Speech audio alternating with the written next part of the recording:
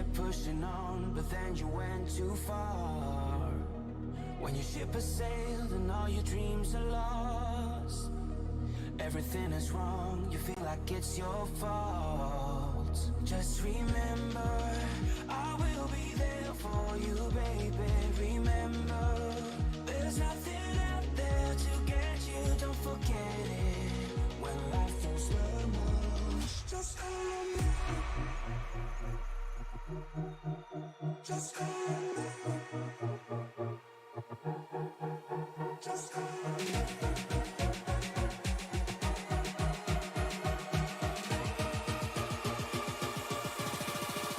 Just hold me.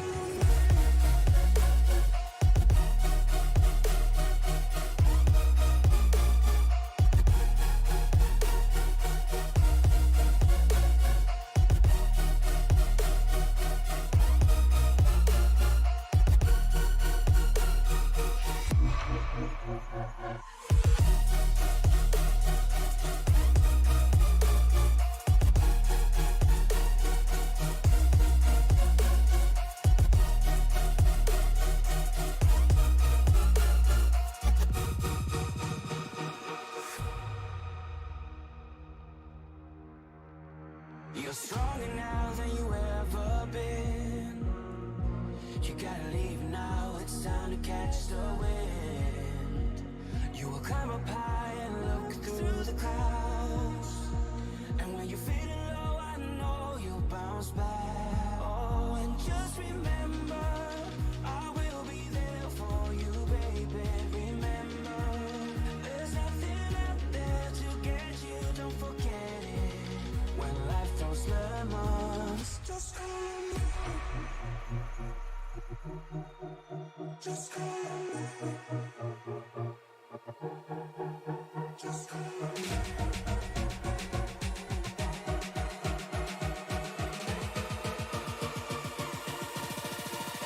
Just call me.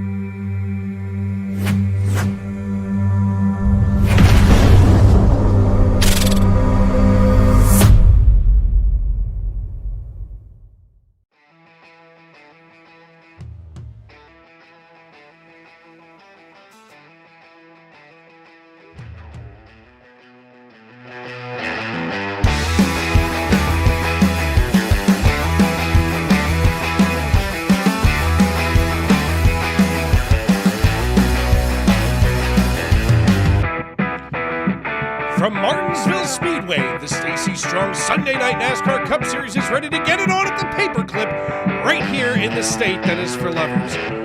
Good evening, everyone, and welcome to the Tony Trapasso Memorial Broadcast Booth, where your new full-time commentator, Shane Lake, is alongside the great one, Dave Regal, right here outside the city of brotherly love, Philadelphia, Pennsylvania. Shane, here we are, final race before we go to the round of 4 and next week's championship in Phoenix, Arizona. What are you feeling as we get ready to get it on? My friend, first off, it is great to be back. And, of course, calling a big race like this is absolutely insane. 500 laps around the paperclip. We have seen so many great final race moments going into a championship four. Biggest one for me was Jeff Gordon winning his way in 2015. We are going to see some excitement here tonight. And if it's anything like the Cup race, let's just hope we don't have to have the race control get involved in anything, because we want to see definitiveness heading into Phoenix, and I'm ready to see it here tonight. Yeah, Paul Hill and Matt Long already have their automatic tickets punched to that round of 4, to that championship 4. So we know that that's all set. We've got one more spot open to go by wins. Otherwise, we're going to get these guys in on points. That's going to be a big deal tonight. As we take a look at current conditions, 66 degrees the outdoor ambient air temperature, 75 degrees down there on that half asphalt, kind of half concrete, paperclip shaped racetrack. Just the tiniest place here in all of NASCAR, 0.49 miles around this piece. And only about 25 drivers in the field tonight, so that should make it somewhere, where there's going to be plenty of real estate for these guys, maybe not to turn this thing into a caution festival, but, we've seen this so many times in this league where we think one thing, we think zig and everybody else zags. Well, we figured with 40 cars we would have seen more cautions in the actual Cup race, and we didn't see it, so let's just keep the fingers crossed that everybody minds their P's and Q's here tonight, and with about 100 to go, then you can worry about taking the gloves off, because you got one more stop with 100 to go, then we can start seeing some fireworks. Without a doubt, about 2.5 minutes left in qualifying tonight. Let's see if we can get a hold of anybody from our championship group here. Of course, yours truly. I was off last week, and of course, Alan Bergen took care of my duties here. Did it to myself this time. But needless to say, Alan Bergen was here in the Tony Trepass Memorial broadcast booth while I was just about 6.5 sheets to the wind last week, as we had our annual retreat, if you will, to Homestead, Miami. What an incredible experience that was. What a great racetrack that is. As I'm looking for Paul Hill, and let's see if I can find him here. Of course, Paul Hill not there. And let's see if we can find Matt Long in the Dirty South. Nope, Matt Long is not here either. So let's go ahead and get a hold of Sean Rogers. Of course, now I can't get... of course. Come on. There we go. How about it, folks? I love it when a plan doesn't come together. Oh, as I often say when it comes to my morning show, there's a lot of B-roll that happens around here. Oh, yeah. Well, listen, the problem is the B-roll is also the A-roll here. Oh, I get that. There he is. Let's get a hold of Sean Rockin' Rogers. Hey, Sean, it's Dave up in the broadcast booth. You got a copy? Yeah, I got you guys. How's it going? Buddy, listen, I'm glad to be back here in the booth this week. Of course, last week on a little bit of a hiatus, if you will, for Sunday nights. But, here we are looking at basically, the freight train coming toward you. What's going to be the strategy tonight here at the Paperclip? Sitting right on the cut line, so this is definitely down to the nitty-gritty. I'm definitely going to just try to keep it up front. I got a pretty fast car this week, so I think just keep it up front. Don't get caught up in the 30 cautions that we're going to have or whatever it's going to end up being. And, hopefully the points play out and kind of sneak my way into Phoenix. Buddy, if there's anybody that I think can really turn it on here, especially at this stage in the season, it's you. I mean, they tell me that I'm supposed to be unbiased, but I mean, all season long, I feel like, we've gotten to know each other, and I love what you do down on the racetrack. I think watching you, put this product out here week after week is incredible. And the work that you put in is absolutely tireless. I mean, Beast Mode is not just a logo, it's a way of life. Yeah, absolutely. And that's a hats off to all the guys at Beast Mode. Not only Kenny building the sets, but all the other guys. We push each other when we're practicing. So it's where we get a lot of our speed. Is we're constantly trying to beat our own teammates. So that's where that comes from. And it's been a fun year, but still a lot of work left. Absolutely. All right, my friend. Well, listen. Good luck tonight. As it looks like you're going to be rolling off on the inside of row number 3. So good luck there, and hopefully you can bring it home in one piece and perhaps with a checkered flag in your hand. Well, that's the goal. All right, my man, we're going to get you back up here. You're in CSS tonight, so we're going to move you back on up there. Folks, that's the voice of Sean Rockin' Rogers, driver the number 44, of course, the boyfriend of, I don't see her yet, Amanda Price, who's usually in our YouTube.com live chat, but I'm sure she'll be checking in shortly. We appreciate all of you tuning in wherever you may be and however you may be listening. Of course, as we get ready to roll here, looks like Jeremy Morrow checking in the Allen Experience, half of the Dream Team, the big dog Shane Lake. I don't know who the other half of the Dream Team is. If it's the two of us, Shane, I feel like this is it. Hey, if this is it, man, I'm all about it, because this is the A game, man. This is what it's all about, and it's got to be the A game covering a playoff race like this. I'm looking at some of these lap times ripping off here right now. 19.4 for Austin Call in the warm-up segment. Let's go ahead down to him and take a peek. And we see Austin Call in the number 40 Aflac Toyota Camry. As he gets himself all lined up here, he's right behind the 29. That's Tanner Marty in the top Chevrolet. And I'll tell you what, I mean, for those of us that grew up collecting baseball cards and football cards, Topps, there is absolutely, in fact, I'm looking at a Topps throwback sign right here next to my desk. Nothing better than opening up that silver Topps wrapper. Oh, I'm telling you right now, if I went into the closet I've got sitting over next to me, I've got a good 7,000 or 8,000 baseball cards, hockey cards, and I can guarantee you the majority of them, if not all, are clean out Topps, dude. Well, I see Tane Hodison here in the 93 jumping up now to top here, just ahead of Jeff Carson. So lap time's down to about 19:31. Of course, drivers trying to get themselves all kinds of warmed up. Let's take a look here from starter cam. As they're trying to get their brakes figured out, because track conditions are going to change once these tires really rubber up. So you got to be able to figure out where you're going to be with this setup. Yeah, we can see a lot of that here just as we go to the right, the left front. Never mind. Just kidding. Jeff Carson's going to bring it down here. Let's see what Chris Clogg can do as he's going to come into turn one. Chris, not on the brakes that hard. By the end of this race, though, we're going to see a lot of these rotors glowing red. Yeah, and if there's one thing that I learned from watching so many years of racing at Martinsville with guys like Rusty Wallace, Dale Earnhardt, and Jeff Gordon, Bobby Hamilton, it's all about saving that brake pedal. If you're glowing 200 laps in, you're not going to have anything at the end of it. No, in fact, they were showing a clip earlier today on TikTok of Jeff Burton from years ago, and you could, it's what turning brake rotors is, to take off that nasty crap from the outside of it. He was basically doing that with brake shoes at 150 miles an hour into the turn. That sounds about right for Jeff Burton. I mean, he was also one that knew how to handle his brakes around here. He did. I mean, he definitely learned how to boogie around this place better than most. And, we're going to see who's going to get that grandfather clock tonight and who's going to beat everybody else to the hot dog stand. We know that those are a big deal here. Of course, I've always wanted to travel all 30 baseballs. Whoa! Sean Rogers, you can't park that way. No, that doesn't work that way. Yeah, no, that's not going to work. That's going to taste like caca. I can tell him that right now. I'm not an expert. That's going to taste like a day-old Martinsville dog. Woof. Well, Neil Pearson, the modern-day Silver Fox, he's got himself up here on the top of the practice pile. Jimmy Morrow checking in, saying he's had a few too many tonight, and the race goes green in about 45 seconds, Jimmy. So keep it right here on Sim Racing Media. We want to thank everybody for tuning in and making us a part of your evening.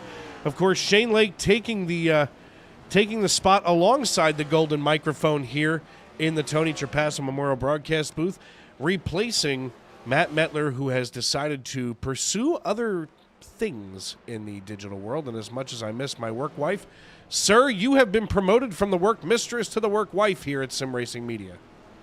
Well, if I'm sitting next to the golden mic, I guess the ironclad voice is working pretty well then. So I'll take that any day of the week. And like I said, with this being a cutoff race, I couldn't think of anywhere else I'd want to be. There's no place else you should be now that the Eagles are done winning, correct? I'm checking with the live in-house Eagles fan. Yes, the Eagles apparently have won. The Cowboys have eaten crap once again. So we get ready to grit them up here at Martinsville Speedway. Dave Regal and Shane Lake with you in the Tony Trapasso Memorial Broadcast booth. Let's get a look at that starting lineup. Dylan Banks, he's going to be your pole sitter tonight as soon as he hops in the car. There he is. He's going to be joined in the front row by Neil Pearson. Bobby Anderson and Ryan Samuelson, they're going to be in row number 2, while Sean Rockin' Rogers out of Kalamazoo, Michigan, sits to the inside of row number 3. Tane Hodison going to be starting in 6th position. Why can we not just stay in our cars, fellas? It makes the camera less bouncy. Diego Rodriguez, of course. I'll tell you what, I've got some fun stories about Diego Rodriguez and Tane Hodison from Tuesday Night Truck Series action. These guys, they know how to get themselves some cheap camera time. Larry Miles, one of our neighbors from the north, he's going to start on the inside of row number 5, and Noah Hamilton will round out our starting top 10. Jeff Carson out of Cross Junction, Virginia, he's going to be alongside Ron Fitting, who starts in 12th.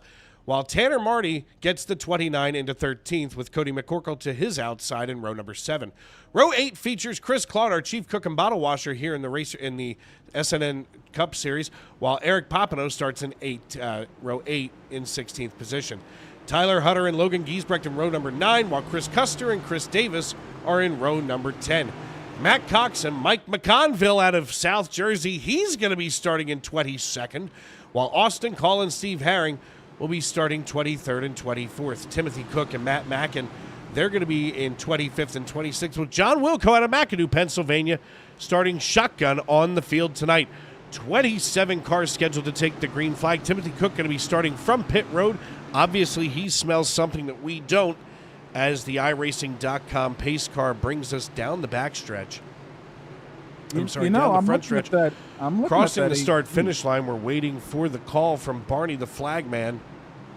You know, I'm looking at that 18. I'm getting some serious Bobby Labonte vibes, man. I except feel that like this is going to be a retro race. It's just not on a Pontiac. But I feel like this will be retro racing here tonight. Absolutely. As we take a look here, Dylan Banks in the 70. He's going to have control of the field to the inside. The iRacing.com pace car peels on down pit road. That means the only thing that's left to do is it's time to wipe the visor and adjust the 5-point harness. Grandma, grab some popcorn, your Martinsville hot dog, and settle in. Race fans, it's show time! And what a battle going into turn 1. And wow. Dylan Banks able to clear Neil Pearson as they head down into turns 3 and 4. Looks like they're going to try to get everything single filed out, but I'm not sure it's going to work out too well back there in third. Banks gets the first lap led here. Dylan Banks getting credit for lap number 1. We bring up the timing tower. Oh, there it goes. Of course, we can see all 8 of those drivers listed there in purple as we get ready to roll here on lap number 3 as we cross the start-finish line. Dylan Banks starting to gap Neil Pearson by about 0.3 of a second, now 4. Sometimes I feel like these races suddenly become like an auctioneering chant. You know, you look at one driver and all of a sudden it's by 3, by 3, by 3, by 4, by 4, by 4. These drivers are going to start to gap one another single file. They've already done that through about the first 15 drivers, all the way back to Eric Papineau, who now pretty much is the first driver to be working side by side. There they go, 3 wide, the 82 in the middle, and they push Ron Fitting to the outside. Fitting must be having some kind of a problem because he is falling like a stone. He qualified in 12th. He runs in 16th right now. Well, we'll find out what it is because we've already got a caution. Everybody raise your hands if you had that on your bingo card. Check, please. Let's see where this, it might have involved my boy Mikey Mack.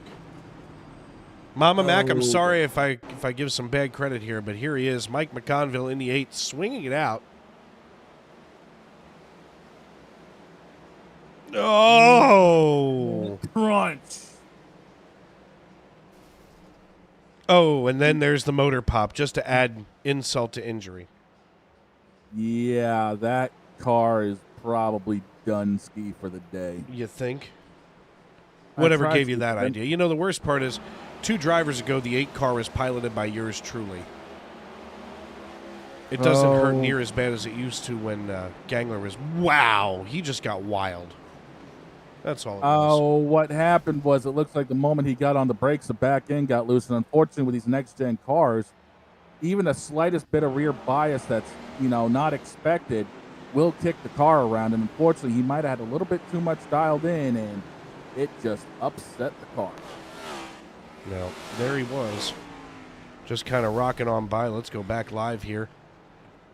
We'll see where everybody's going to line back up. It's going to be Dylan Banks, Neil Pearson, and Bobby Anderson exactly where they began this race. Sean Rogers has already climbed up a position. It's going to be Sean Rogers, Tane Hodison, Ryan Samuelson, Diego Rodriguez, Michael Caffrey, Noah Hamilton, and Larry Miles. One of our neighbors from the north. Is he doing the Tim Hortons thing again? I think so. Nope, we're good. Oh, He's very generic. El Generico tonight.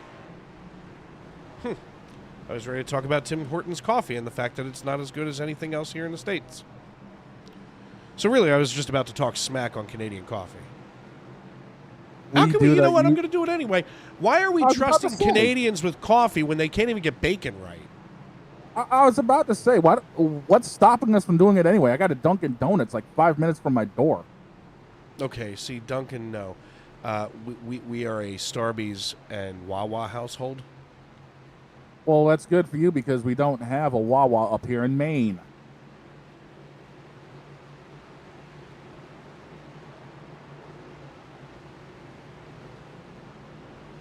Had to go under the hood for a review on that one. Wasn't sure who was drinking what coffee here. At the end of the night, it's going to be more like who's drinking what 151. Dylan Banks, Neil Pearson, Bobby Anderson, Sean Rogers, and Tane Hodison. That's your top 5. 9 laps in the books. Folks, I guess we should probably go over some of the details here. It'd probably be a good idea to get everyone caught up. Yeah. Let's make sure that everybody knows we're 500 total laps tonight, 9 total sets of tires. Stage breaks will be at lap 130 and 260, so we are just barely getting out of the single digits now. And you know what? Here's the thing, though. If we can get some really good green flag runs in here, we can rip these things off like Band-Aids. Yeah, I mean, they did, I think, 85, 90 laps in the actual Cup race, and man, there's another caution, it sounds like. This is not fun. Thanks for screwing up my thought, boys! Is it good to have me back yet, Dave? I'm glad you're back because at least I'm not going to be the only one, ready to drop kick kittens up here.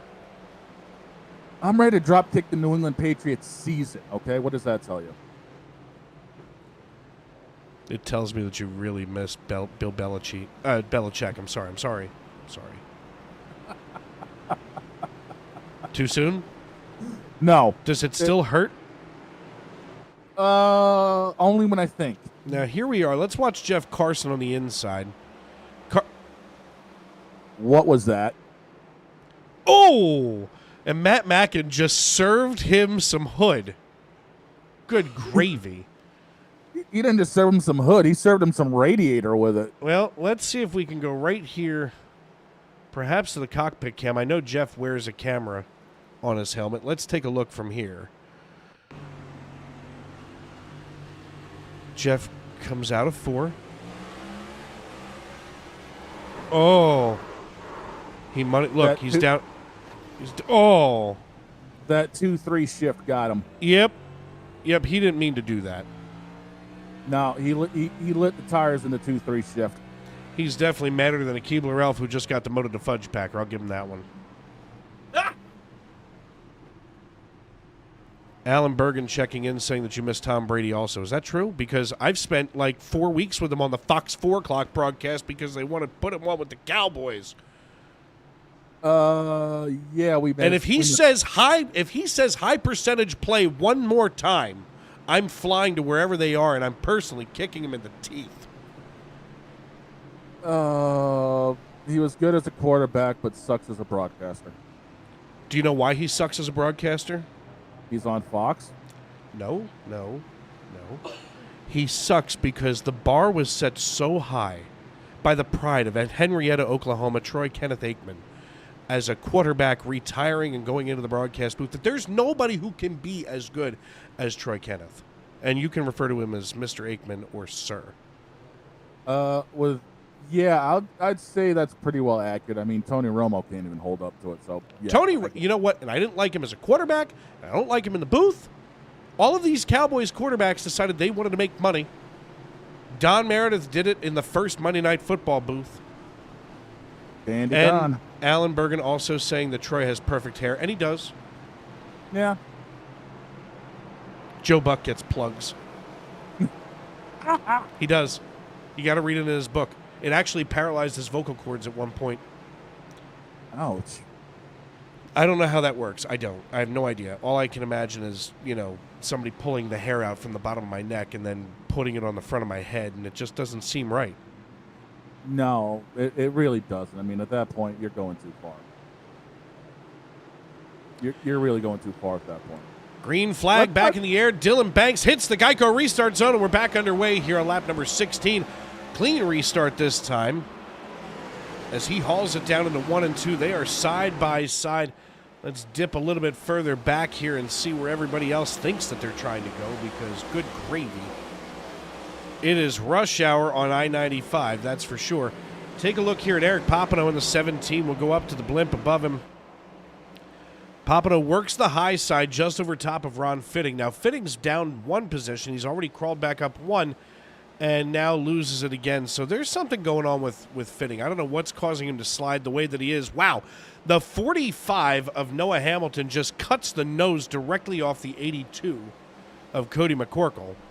That's not going to make anybody happy down there. No, doing it this early, you won't get anything served yet, but you do it with 20 to go, you're eating some fence. I mean, that's plain and simple fact. That's short track racing. But my big thing is I've been watching the restart dealing with Dylan Banks. He's got to have something gearing-wise in that car, because when he takes off, he is dusting everybody right now. So I don't know if he's restarting in the car in first gear and everyone else is trying to restart it in second, or if his second gear is just different. But Dylan Banks is hauling everybody on these restarts. And that's why he was able to get out to such a comfortable lead so early. Yeah, that's for sure. Now we take a look here. Dylan Banks now with a 50-cent piece over Neil Pearson. Pearson, as we go on board. Where is my nose cam? There it is. Thanks, folks. Of course, one of our drivers from down under, Neil Pearson, trying to close the gap, but Dylan Banks just having absolutely no luck tonight. Or I'm sorry, Pearson just having absolutely no luck tonight chasing down Banks. Yeah, and one thing you got if you watch the Cup race, everyone doing it here as well, the downshifts. And you have to be careful with these downshifts with these cars, because if you mistime it in the slightest, you're immediately wheel hopping the rear end of the car. Well, and I think that that's something that, maybe the guys here at SNN, and I'm not trying to take away from anybody's talent level, blah, blah, blah. Don't come at me and write your hate mail saying that I don't think that you're a good driver. That's why I got out of the car and into the broadcast booth. But you have to remember that, you can be down here and shifting from fourth into third so that you can get a better drive off on exit. That's fine. I respect that. But if you're not good at it, keep it in fourth and just keep that car wheeling instead of trying to take the risk and wheel hopping. And I think you might see guys doing that as the tires get older, because they won't have the actual traction coming off the corner. So why bother trying to spin the tires when they're getting older? Leave it in fourth gear and just, be done with it for a while. Don't stain your ride, use Tide. Here's Chris Custer out of Ohio working the high side over Austin Call. This is a battle for 14th position, and Call right now coming out on top. He slides in front of Custer, and wow, Custer locks the wheels up. He's driving frustrated, and that's the kind of thing that can bring out the caution unintentionally. You've got to keep a cool head. Something that we were talking about with a driver last week at Miami was, how do you boogie around this place? How do you get it done? Hey, patience, waiting for your moves to come to you. And there it is. The 48 already glowing his, having glowing rotors on the front left of his machine. Yeah, and unfortunately, and that's the other big thing with these new cars for people who are trying to figure out what's going on. The bigger these rotors are, the easier they also are to lock up. So it's a very fine balance of being able to, balance your foot on the brake pedal. I mean, I hate to kind of sound like a broken record about it, but it's all about being able to just get it slowed down to the point where you're not overusing them, but you're also not giving up time sending the car into the corner. The more you use them, the more likely you also are to lock up these tires and flat spot them. So, well, and a lot of these drivers, are using 2 feet to steer. There she is. There's Amanda Price Troy, just another drink. Don't even start. Jimmy Morrow wants to get blocked. I come back for the first time in a month, and we're already starting to block people. Nope, I'm just ready to gang war with a viewer who doesn't like Troy Aikman. Oh, dear God. I'm going to turn into Dikembe Mutombo around here. And then Amanda Price checking in for Sean Rogers. Then Jimmy saying, is he cool? And Amanda says, not really. He's all right. Seems about right. So Jimmy hops on with Sean Rogers. And, you know, everybody wants to talk trash, but here I am with my Troy Aikman bobblehead on my desk. He's always agreeing with me. Just nodding his head yes. I have no argument about it. I really don't. I mean, look what we got up here in New England. Trash. Exactly. I usually talk about it Monday through Friday, and I don't really know why to talk about it now, but screw it. We got nothing else to do for 460 laps.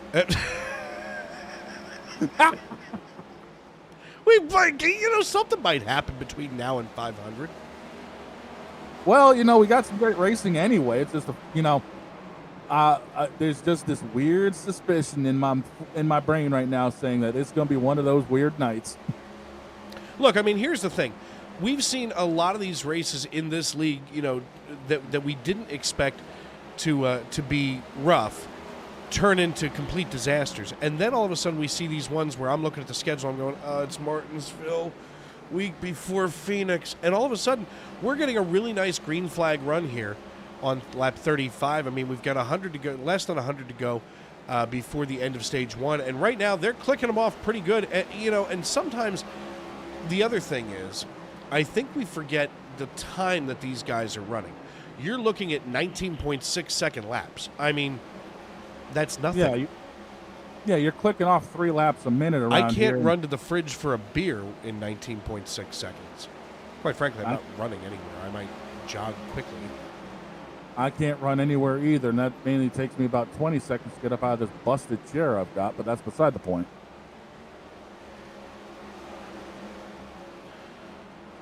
"37 laps in the books. Dylan Banks, Neil Pearson, and Bobby Anderson. They're your top 3, and they've stayed there. Here's Sean Rogers. We talked about him just a moment ago. Let's go on board with the 44. Kalamazoo, Michigan's very own Sean Rogers, chasing down the 18 of Bobby Anderson, working his way here, starting to close that gap ever so slightly, about 0.3 of a second, and then he really starts to reel him in on entry. I think we're going to see Rogers, maybe bobble a little bit here coming out of 2 and down the back chute. Yeah, it looked like he got on the throttle just a little bit too hard, and that's the racer mentality. You see yourself closing in on somebody, next thing you know, if you know you're going to be able to be right there, you're jumping clean all over the guy. But you have to be able to do it without busting your tail doing it. So Rogers is closing in inch by inch, and that's all that's needed, as he looks like he's about ready to make a move going into turn 1. Rogers looks to the inside of Bobby Anderson in a battle for third. He finally gets around him. Anderson having to cede that position over to him, as now he's got to look at the rear end of the beast field, number 44. 2 playoff drivers in and at it. And I'll tell you what, I wouldn't blame either one of them if they want to use the chrome horn tonight, especially if you're Sean Rogers and you're on the bubble desperately trying to claw your way in. Oh, the bumpers will be used tonight, I can guarantee. It's just a matter of the situation and how late in the race they're used, because if you're on the bubble, you have to do what it takes to get in. If that means using somebody up, oh well, as we have a caution again. Caution number 3 tonight here in stage number 1 of the Stacy Strong SRM Cup Series. Matt Mackin registering as having crashed. Let's see what happened to the 01. And, the 34. Oh!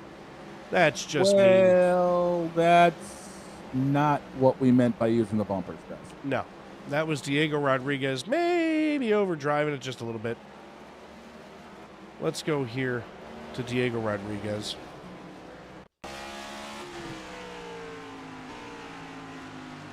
He gives him 1 tap, and rather than back off, he gives him the second, and that's the one that sends him into the wall. Yeah, that's not copacetic. I'm sorry, but no. Diego, not usually that kind of a driver, but and quite frankly, he's one of my new favorite truck series drivers. For a while, they had the Spirit Airlines Howdy Dave Regal on the deck lids of those trucks, and then I got them to switch it over to honey buns. Because you got to reach way up there and grab those honey buns. Oh my God. Then last week I forget what the hell it was last week, but it was fantastic. Basically, they have figured out a way to get some cheap airtime. Well, I guess pandering to the audience, pandering to the officials, and now pandering to the broadcasters. I guess it's a thing. Hey, whatever, it works.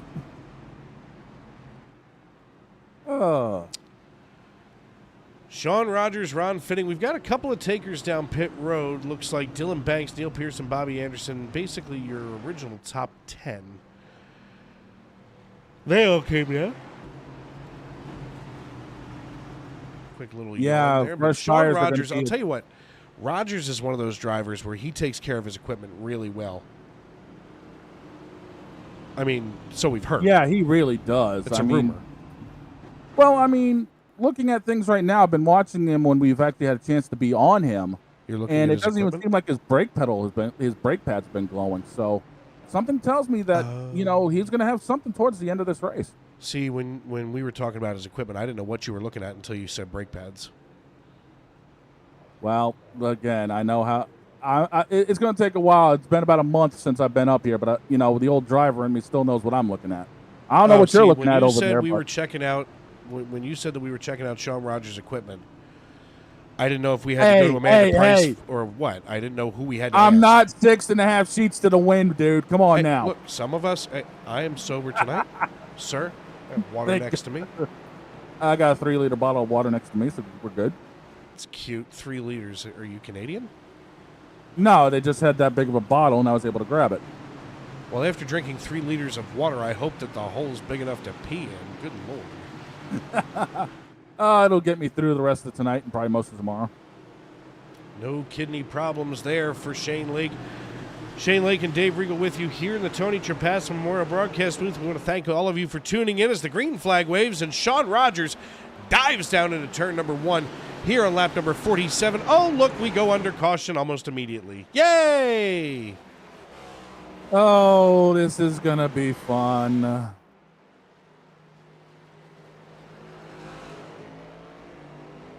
Well, what happened here, ladies and gentlemen? I have no idea.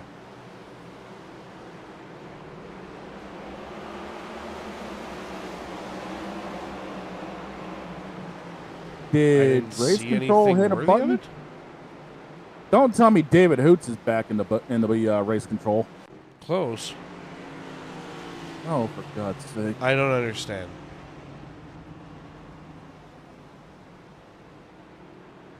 Oh, lovely. I don't know who Jimmy Morrow is, but he seems to have quite the sense of humor. Intriguing. See, I'm very intrigued.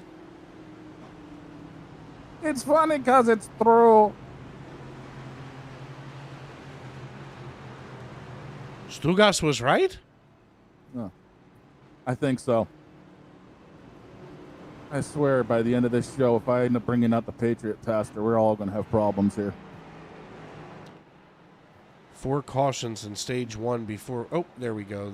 We're almost at the halfway point in stage 1. I might be willing to go play in traffic on I-476. Oh,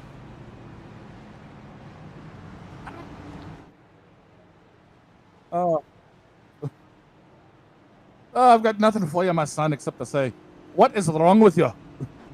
I mean, that's up for debate. Oh, it very well is. Oh, God. This is going to be a fun night. It's going to be Sean Rogers, Larry Miles, Cody McCorkle, Michael Caffrey. Good Lord, that's not a name that I say this high in the standings very often. Matt Cox, Dylan Banks, Neil Pearson, Bobby Anderson, Ryan Samuelson, and Tane Hodison, your restarting top 10 If everybody could maybe get their act together and get a few green flag laps here, let's get to the end of stage number 1 before Christmas. Yeah, I wouldn't mind not growing a long enough beard to be Santa.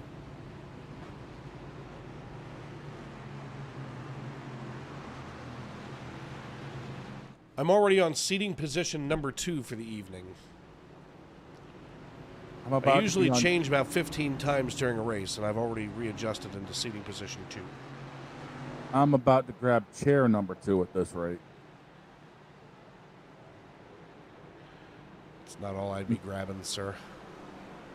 Unfortunately, chair number 2 is a camp chair.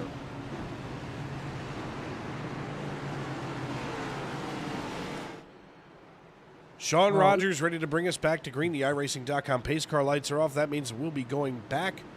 Green flag racing momentarily. Let's actually hope it lasts longer than a moment. Right now, these green flag runs are lasting about as long as a virgin on prom night.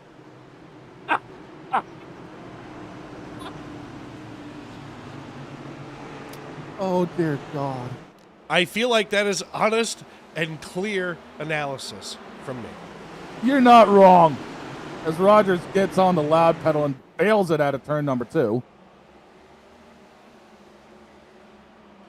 All of a sudden, McCorkle's starting to drop back. He falls into the clutches of Michael Caffrey, who works from the outside. 3 wide with the 70 in the middle. There they go.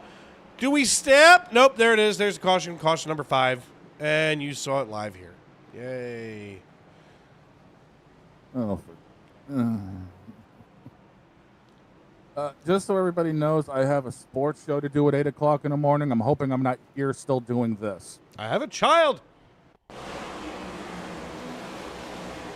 This is bad enough that I might have to start talking trash on the movies that I hate most. And there are 2 of them. We might get a long enough time to do that, trust me. There was just simply no reason to go 3 wide. If anybody disagrees that if somebody thought that was a wise decision, please write me and tell me where this was a good choice. I'll wait. I don't know what happened with that 64 car, but that wasn't good. Because he was on the outside of it all, and it just accordioned up in front of him. Well, let's look at it again, just in case. Maybe it's me. Maybe I'm the goofy one. Nope, 64 ends up skating up the hill, and then we're 3 wide, and nobody wants to back out. Nobody has any room. Nobody makes any room, and this is the result. That was just stupid.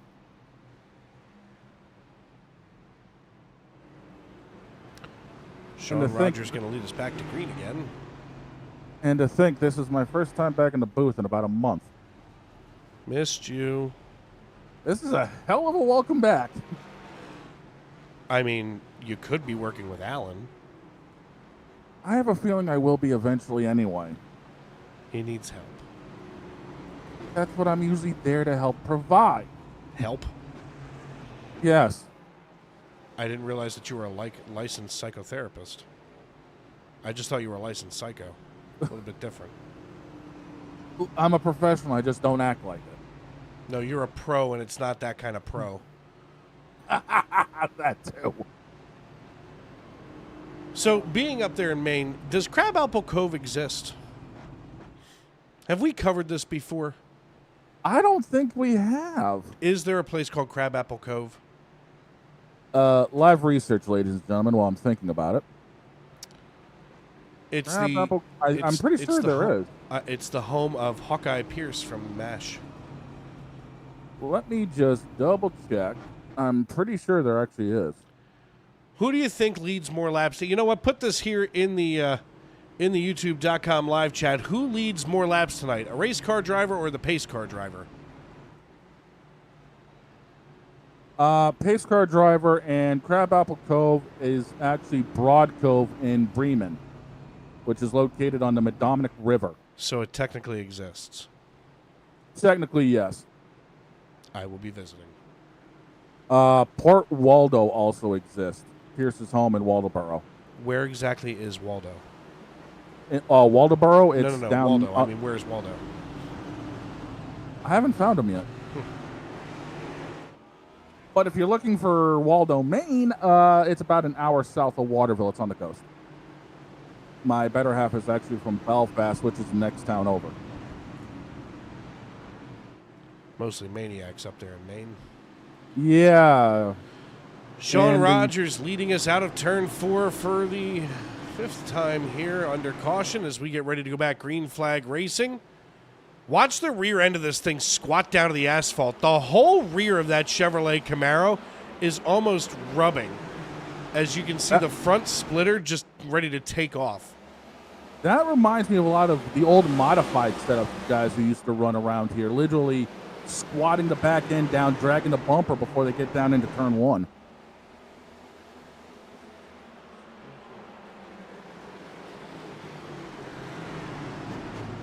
Bobby Anderson running in 5th position right now. He's on the inside. We see the 58 of Neil Pearson slipping by the 82 and caution number 6. By the way, the Finest Point Clinic is in Rockland, so that also exists. Let's see what happened with this.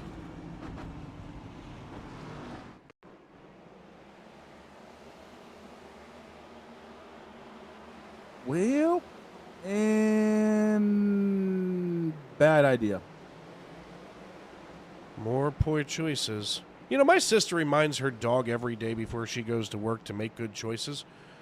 Maybe that should have been in the driver's meeting.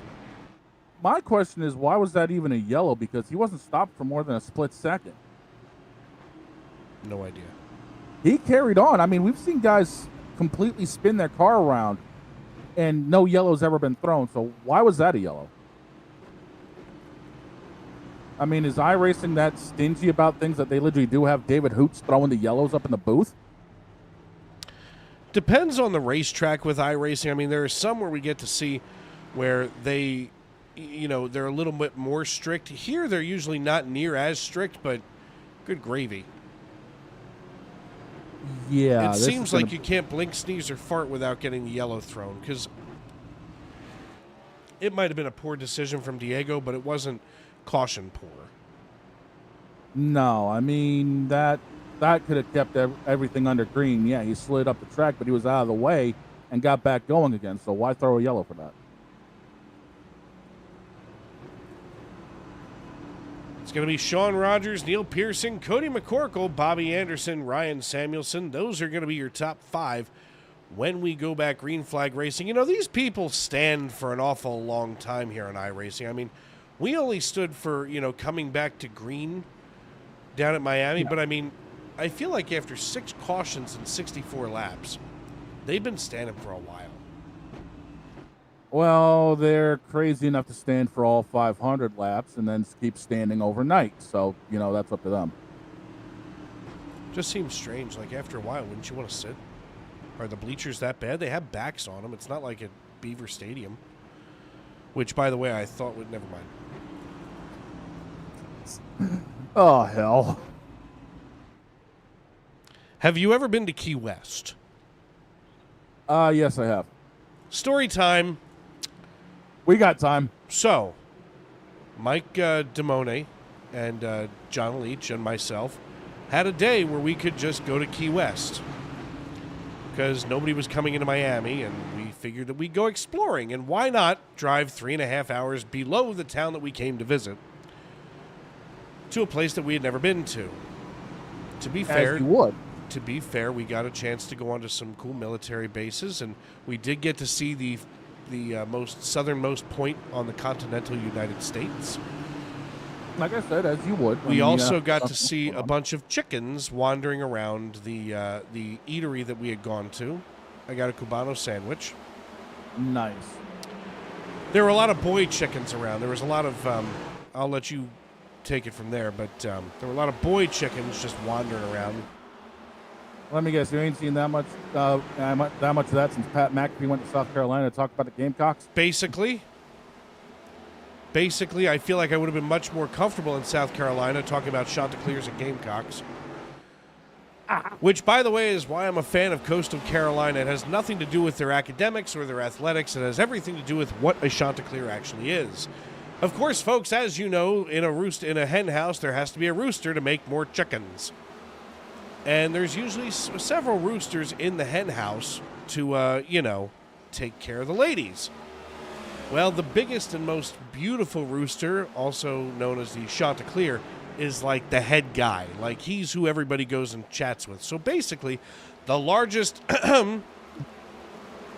He's top. is Yeah. is called the Chanticleer. So that's why I think it's a fabulous school to go to. I hope my children want to go there. Wow, look at the inside, a battle for the lead. The 58 just runs on past the 44.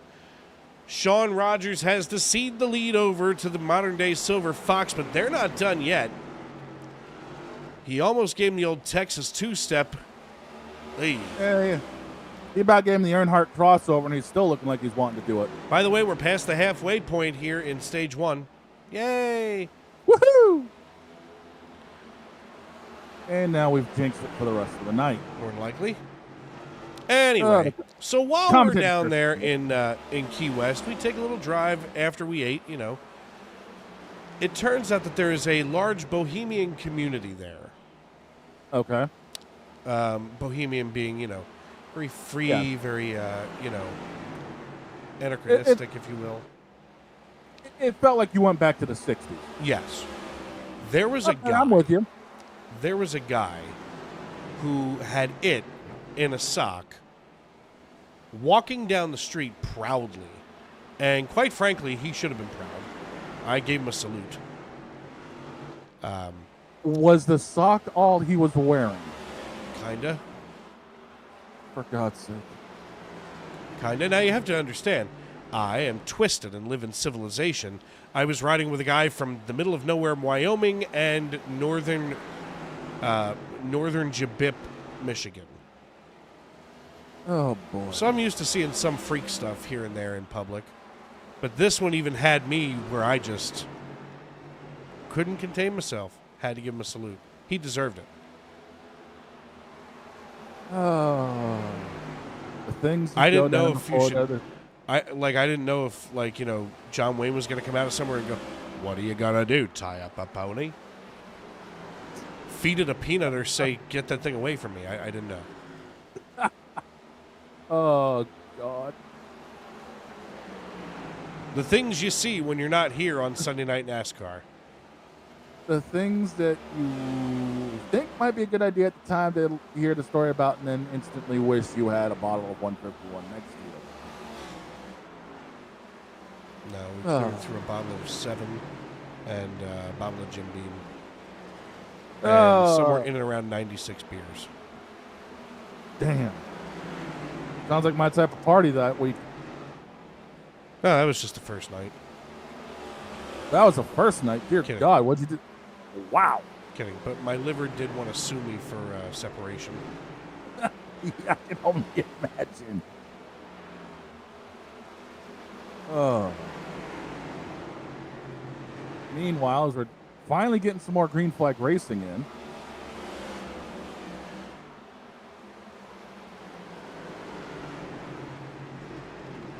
Once again, it seems like a lot of these guys are using a lot of brake pedal up as we got somebody look like they bounced off the wall back into traffic here. Trying to see who that blue car was, but it looks like they decided to knock the wall down in 4. And he's got problems.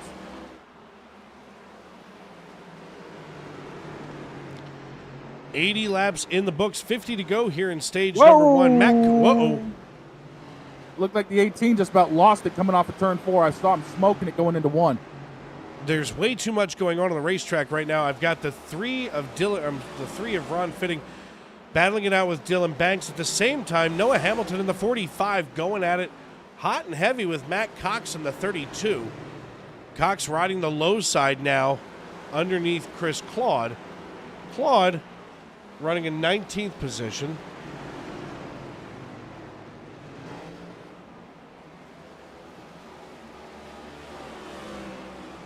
Yeah, I'm seems guessing like Jimmy that- Morrow is from across the pond.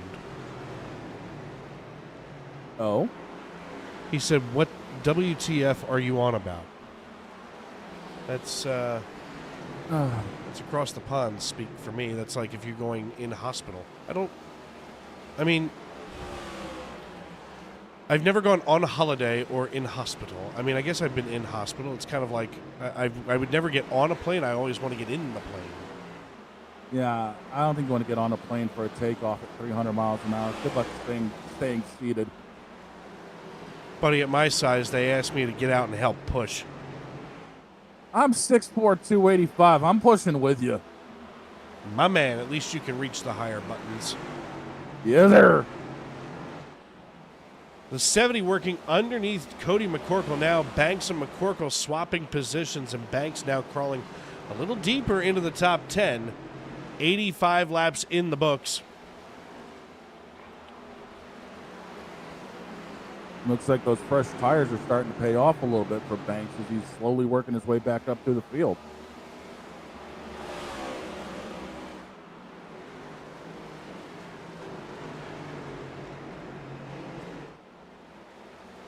And again, I'm just watching these guys as we're getting views of these brake rotors. You can see who's actually kind of babying their equipment a little bit as I'm watching that 29 car. You don't even see his rotors glowing. He's just kind of letting the car float through the corner. But you see that car behind him is completely roasting his rotors right now.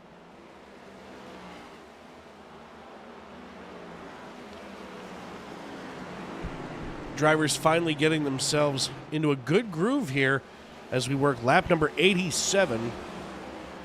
Taking a look at Tanner Marty in the top Chevrolet Camaro. He's the last car here in the top 10.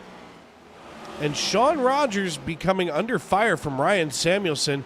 Samuelson, of course, apparently still my sister's favorite driver. It's fine. We've made peace over this. Oh, trust me, I'm nobody's favorite, even though people seem to think I am a favorite. But you have to go back to two weeks ago when Liam and I worked this league on a Sunday night, and find me talking about the 81, and listen to Liam's response, and make sure you're doing it with a piddle pad in your hand. Oh, boy.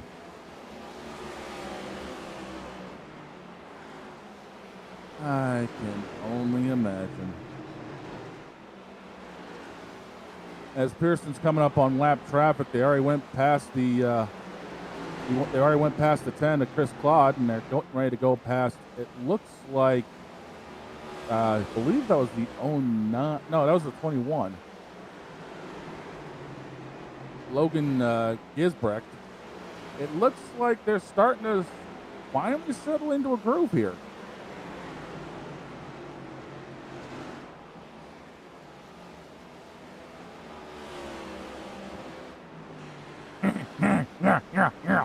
Higher. Larry Miles here running in 11th position, trying to reel Tanner Marty in.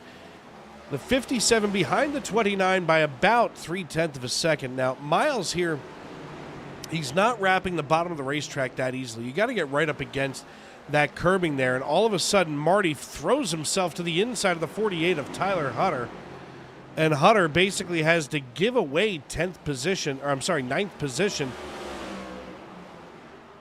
Yeah. Wow. Whoa. And Larry Miles just shoves it in there. He gave it the old Hawk 2 and got right underneath. I was going to say he pulled a Max Verstappen, but that works too. He definitely hit the DPS button.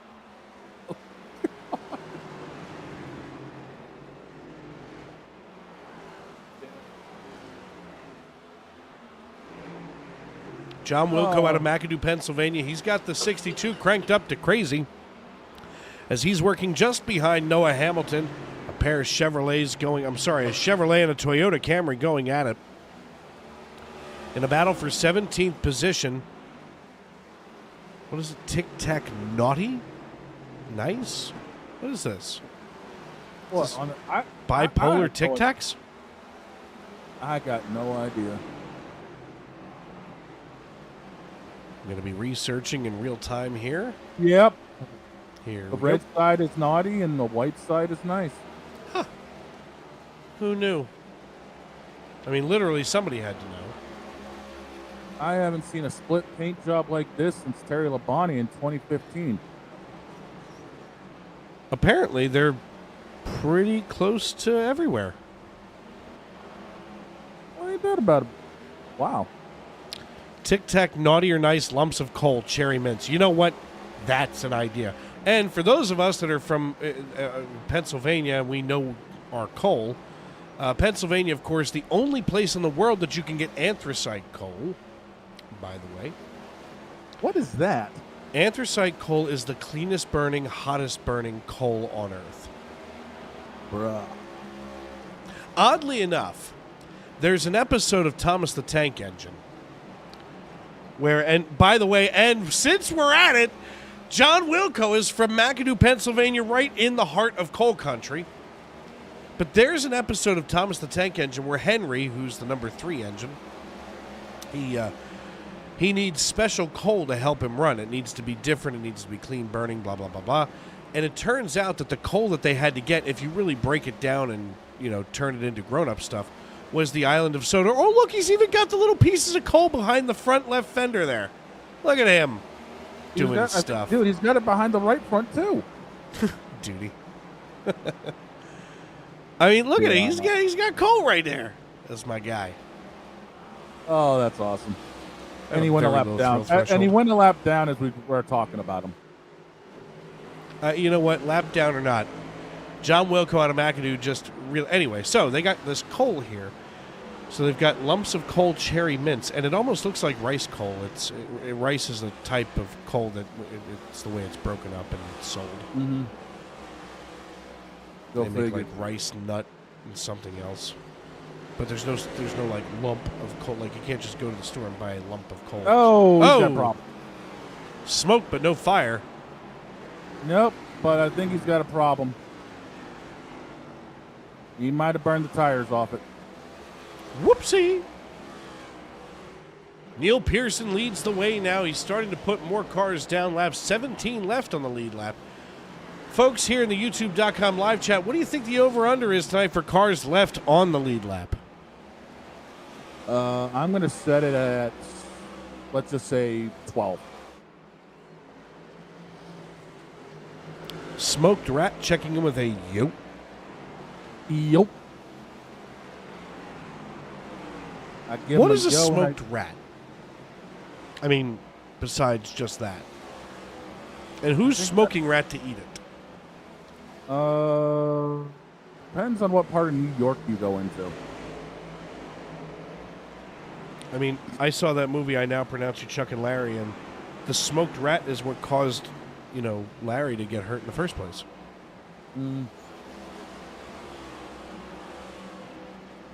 Or crispy critters, we call it in the fire department. 107 laps in the books. Look at these guys right here getting her done.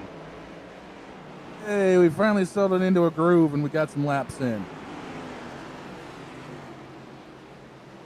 But I think these guys are starting to use their stuff up a little bit because the rotors are glowing a lot more and I'm seeing a lot more tire lockup. I mean, I know people are desperate to stay on the lead lap, but you can't use your stuff up now because if you get that late caution and you're able to get back on the lead lap, what are you going to have left?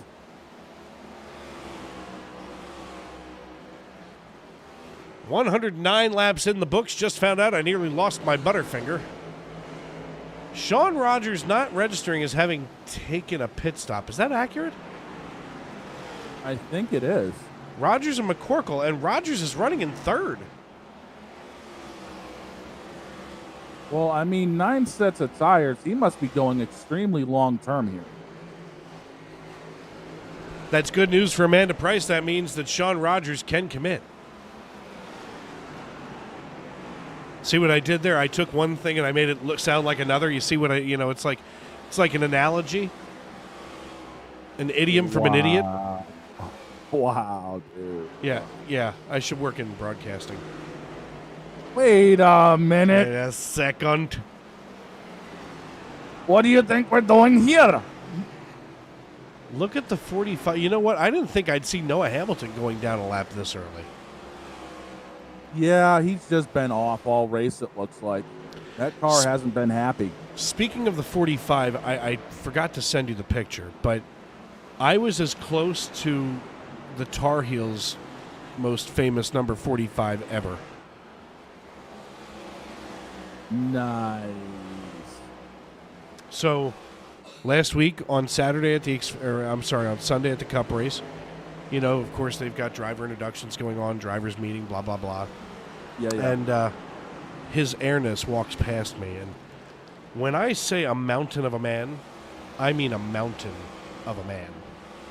Well, yeah, I mean, his playing days, he was 6'6", 220. Now, obviously, he's still 6'6", but I'd say he's probably more towards 260, 265.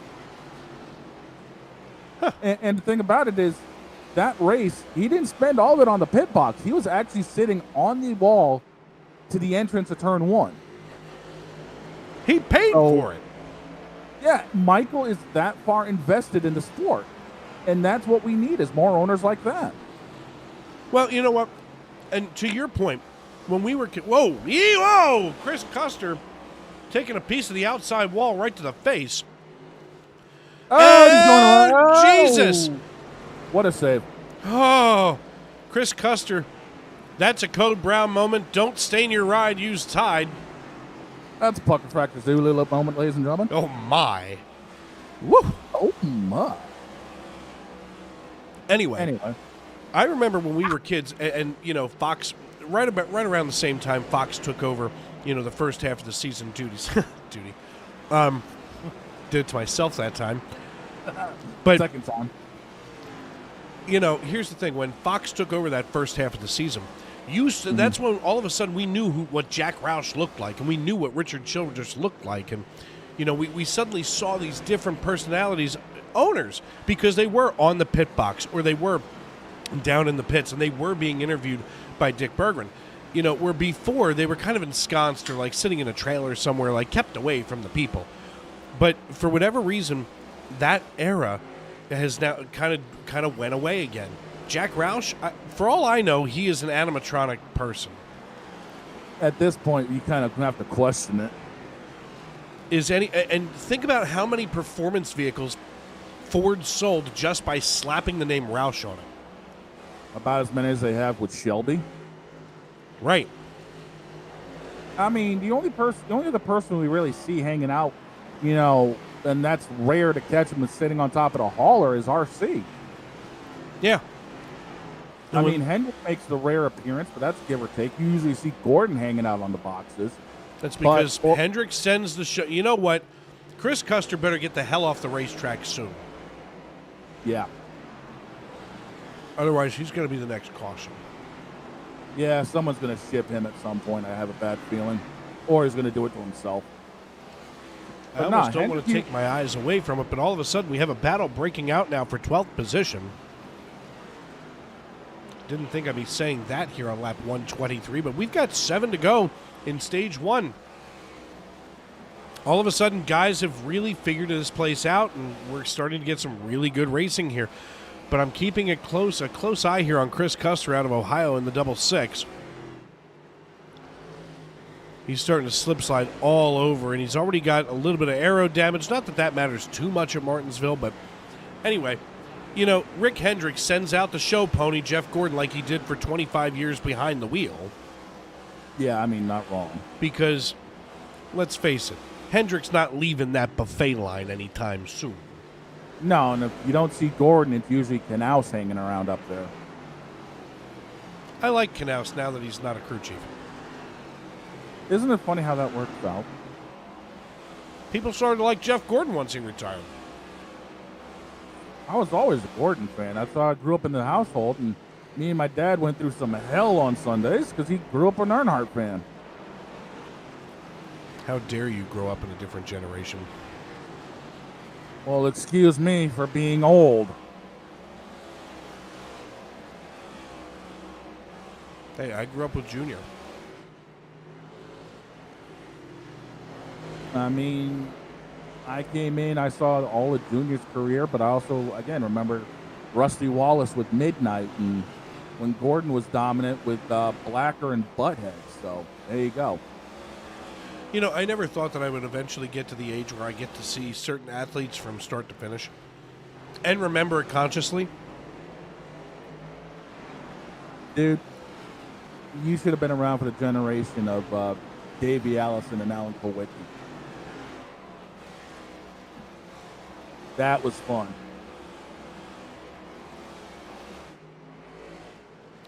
Yeah, I never thought that I would get to the point where I could remember distinctly someone's entire career in a sport. I mean, don't get me wrong, I was alive for all of Troy Aikman's career, but I don't remember the first couple of years because I was an infant and a toddler.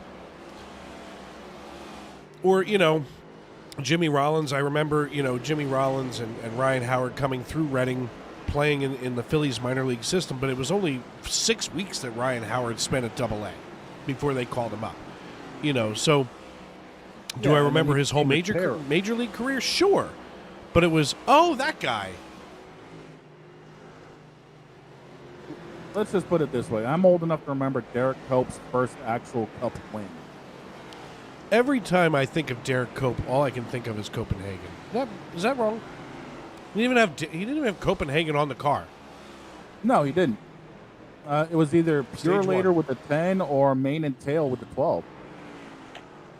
Here it is, the end of stage one. Neil Pearson, the modern-day Silver Fox, brings home the green and white checkered flag, while Sean Rogers, Ryan Samuelson, Austin Call, Bobby Anderson, Tane Hodison, Dylan Banks, Eric Papineau, Tanner Marty, and Larry Miles, all in your top 10 getting stage points awarded. And here comes another round of pit stops. Everyone's going to come in and get the tires. Now, again, if it's actually full legit and Rogers didn't have any pit stops that first segment, he is well set up for the end of this race. Not only that, but I just looked at his last time, and he was a second faster than Pearson on their last lap. Well, I think Pearson also got held up in traffic a little bit while Rogers was pretty clear. Here we are with Neil Pearson, watching him get service here on pit road. I just used the word here about 17 extra times, not necessary. Let's see if we can get a hold of old Neil.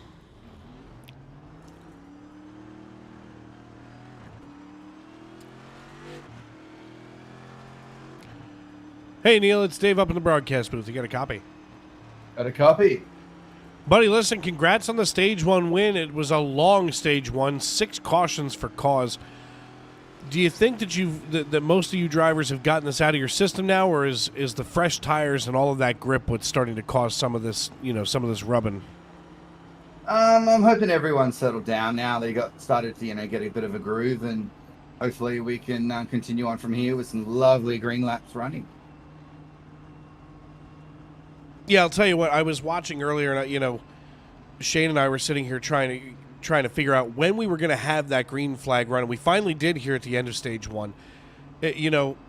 Maybe Stage 2 going to start the same way, but a lot of fresh tires going to be around you. What's the strategy the rest of this race to bring it home and grab that checkered flag? As hard as I can, but also save the tires as much as you can. So if you first, you got such a massive jump on the restart, and then just try control it a bit from there and just see how the race plays out. I think it's going to come down to strategy. It's very hard to pass here, so just have to make sure I make all the right calls, get out in first and cautions or whatever, and go from there. All right, my friend. Well, listen, good luck the rest of the way. Maybe we'll see you at the end of Stage 2. That, folks, is the voice of Neil Pearson. We appreciate your time, buddy. Thanks, guys. Going to get him moved back on up in there to the Dirty South Racing stable. And when we say Dirty South, he is really down south. He's all the way on the other side of the world in Perth, Australia. And when we go back green flag racing, it's going to be Sean Rogers, Neil Pearson, Austin Call, Ryan Samuelson, Dylan Banks, Tane Hodison, Larry Miles, Matt Cox, and Eric Papineau on your top 10. Well, let's just hope we have more of the green flag running that we saw at the end of Stage 1, because, quite frankly, we are very limited on stories. We can make some up. Yeah, but do we really want to be like CNN and spread false news? Oh, there it is. You're welcome, everybody. Speaking of which, I can't wait until Wednesday. You're not the only one, trust me. And if you don't know what's going on between now and Wednesday, perhaps you've recently come out of a coma or had a stroke, Uh-oh, You there we mean- go. you mean- I There's was the about to say, you 66 mean- of Chris Custer. I was about to say, you mean like what we just had in the background? Well,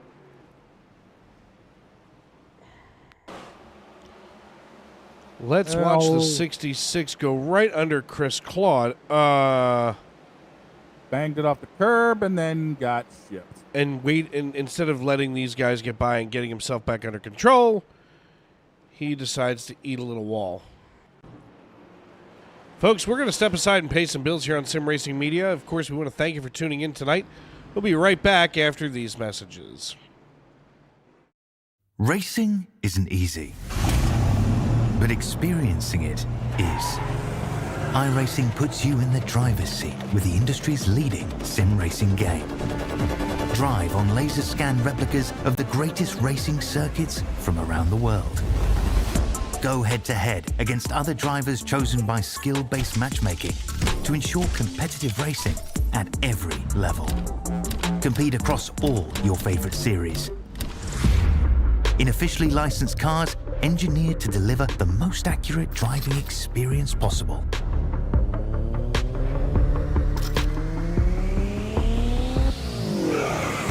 Join a race or host your own with players from across the globe. Race against the computer or in a league with friends.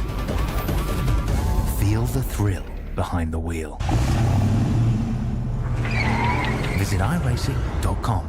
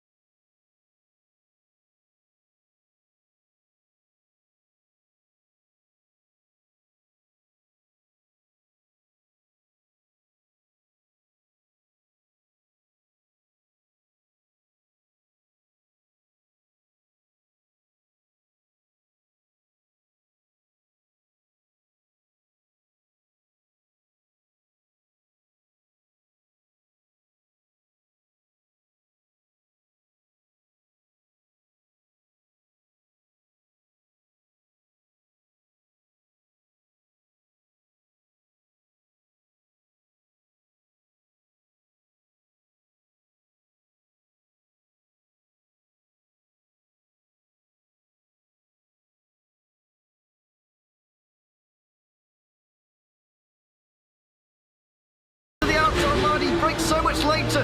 Masker can't defend. He's got the outside line for the second part, and he can't hold on. Going the long way around, we're going to be 3 wide for the lead as they all come to the line. Who is going to take it in the end? And here comes Lockwood. He's going to make the move to the outside. Quinn tries to force him off a little bit, but there he goes. It's going to be side by side through turn 1. Will he be able to cover him off? He does.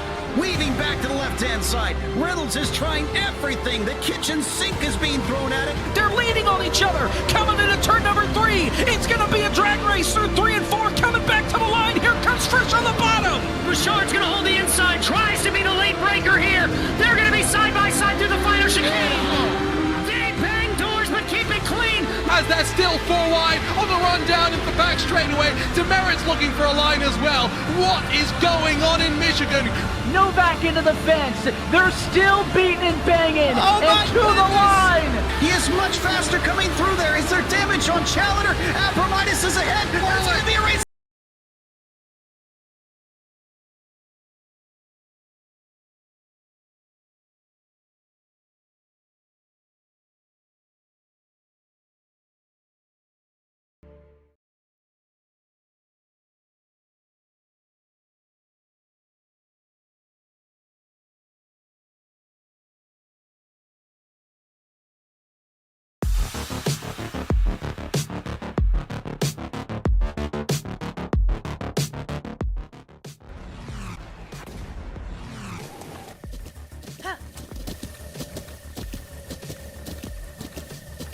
With the Butt Kicker Gamer 2, what you see and what you hear is what you feel.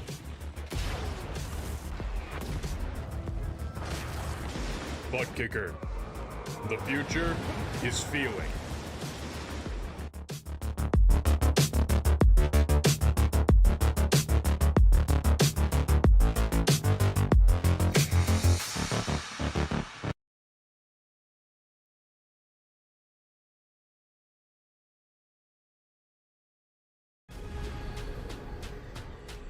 The most realistic online racing sim ever made. This is iRacing. Detailed laser scan tracks, fully dynamic real world cars, and over 50 series to choose from. 6 online world championships offering over $400,000 in annual prizes. This is the original esport racing game. This is iRacing.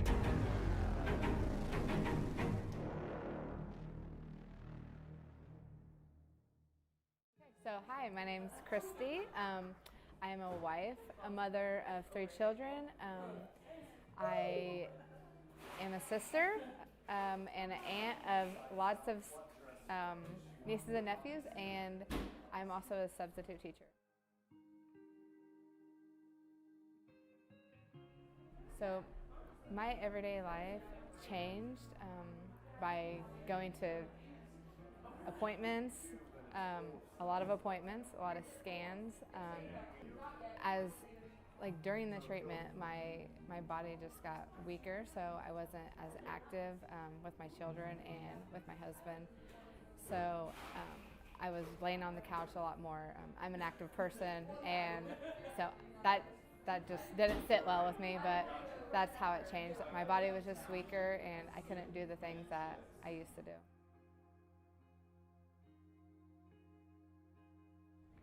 So there was a lady in where I live from a local church who had heard that I had breast cancer, and she sent me a letter just reaching out for support, and she actually said that she's the one that told me about Trisha's Hope and that I should contact them, so I did.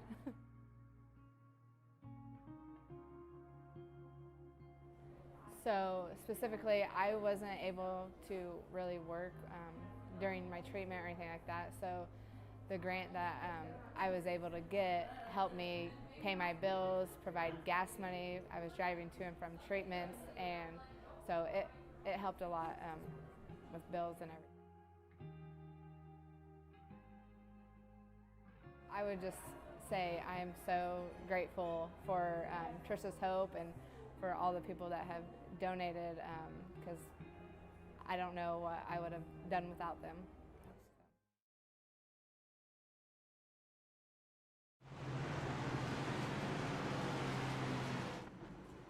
Welcome back to Martinsville Speedway, where, of course, the live stream wants to drop away from the screen. Why not? There we are. We went away under caution. We come back under caution with Neil Pearson, the modern-day Silver Fox, leading this piece. Dave Regal and Shane Lake with you here in the Tony Trapassa Memorial Broadcast booth. We're on caution number 9. That's 8 for cause. Yeah, and it sounds like this one was caused by somebody closing a hole from what I'm hearing in the driver's radios.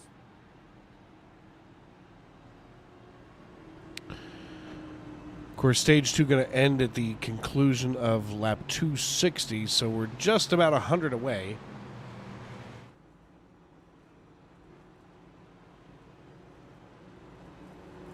I'm about to go raid my children's candy. We're going to need something to keep us awake at this rate.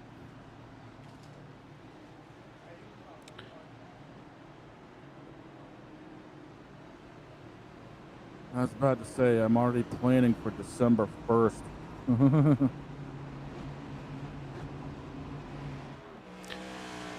It's going to be, well, you know, here's the thing with the kids' candy. First off, the ex-wife brought it, so, I'm assuming that it's not poisoned. We can hope. I don't think she'd do that to me. Got to keep that child support flowing. Right. Can't pay it if I'm dead. Nope. But no, I'm already making plans in my head for December 1st because I know I'm going to be doing this even longer December 1st. As it looks like we're getting ready to rack them, stack them, and break them again. I just got asked. I don't know if... Buddy, listen, I know you and I have had some chats here on the air. Yeah, we have. The first question is, how bad's your gag reflex? And then it was clarified by what's your squeamish level. As we go back underway... There is so much I want to say. Well, you go ahead and say now. what you feel like you got it. Let's take a look here at the 57 of Larry Miles in a battle for 8th position. Side by side with Bobby Anderson down into 3.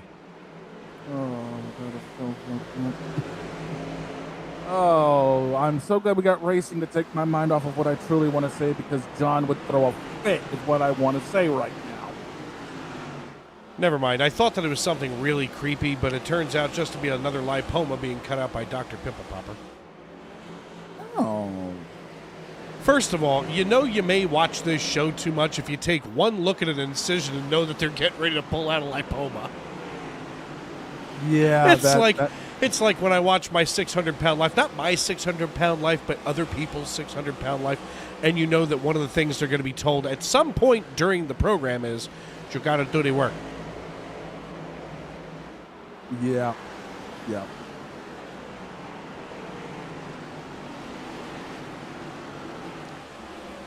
Neil Pearson leads the way, Larry Miles in 10th position. All of a sudden, we've gone back to having 20 cars on the lead lap. Keeps things pretty, let's just say, competitive. John Wilco right now, the last car on the lead lap in the Naughty and Nice Tic Tac machine. I'm a fan. I mean, I haven't had the Naughty and Nice Tic Tacs yet, but, and suddenly I'm doing you can't see it there at home, folks, as we aren't on camera, but I'm suddenly doing a very George W. Bush, thing with my hands to accentuate the point that I'm trying to drive home. It's almost like a white girl in a nightclub clapping her hands to drive the point home. As a former DJ, I have seen that too many times. That's what I'm here for. And the bag of candy has been delivered. Hey, let's go. What do you think? Reese's Pieces or... Okay, we'll have a little bit of a contest here between the candies. Reese's Pieces or M&M's Fun Size? Regular milk chocolate M&M's, nothing special about them. Brown bag. Gotta do the Reese's. Let's see here. Swedish Fish or peanut M&M's? Swedish Fish. Attaboy. Swedish Fish wins that one, okay. So how about Swedish Fish or Reese's Pieces?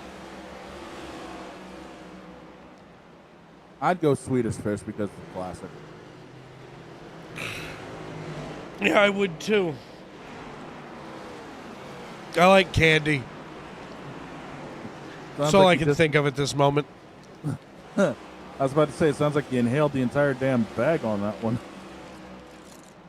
It's delicious. Well, yeah. Like I said, you got to go with a classic for Halloween, and Swedish Fish is a classic. Swedish Fish is already my favorite. It's also my favorite Ghost energy drink. Flavor? Yeah, I know what you're talking about. I've had it. It's not bad, but...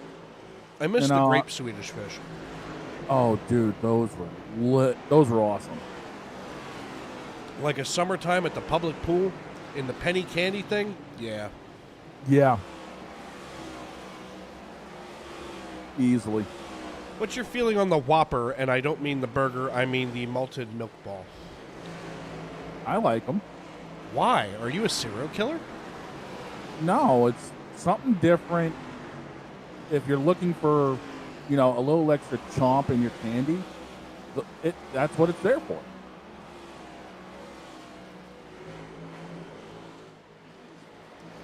$173 laps in the books as we're Things have really calmed down. You know what? I am really proud of these guys. Apparently, they heard me talking smack.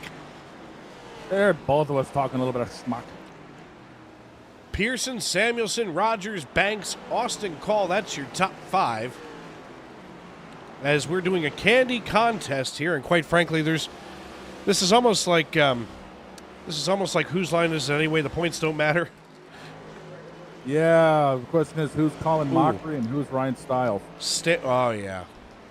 Standard Reese's Peanut Butter Cups or the Pumpkin Reese's? Standard. Standard? I mean... Why? There's so much more peanut butter in there. It's like having bunk beds.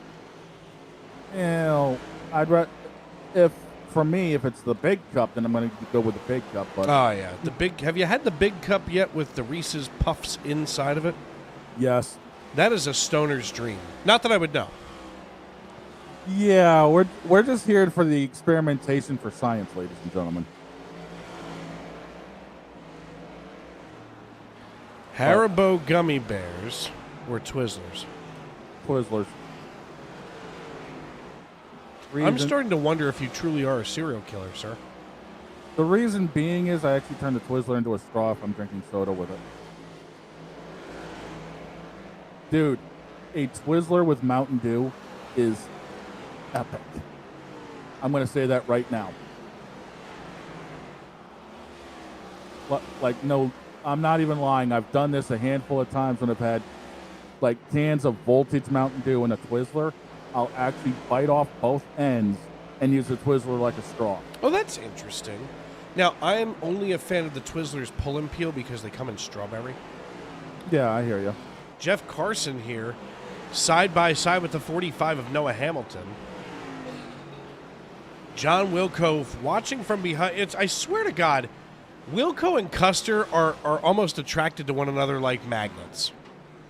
And I think we'll have a chance to expand on that story since we're now under yellow again. I feel like, after this whole season, that I rarely say John Wilco without Chris Custer somewhere nearby. It doesn't surprise me any. I mean, these two have been running close together all race anyway. I mean, there's got to be some sort of magnet in these cars.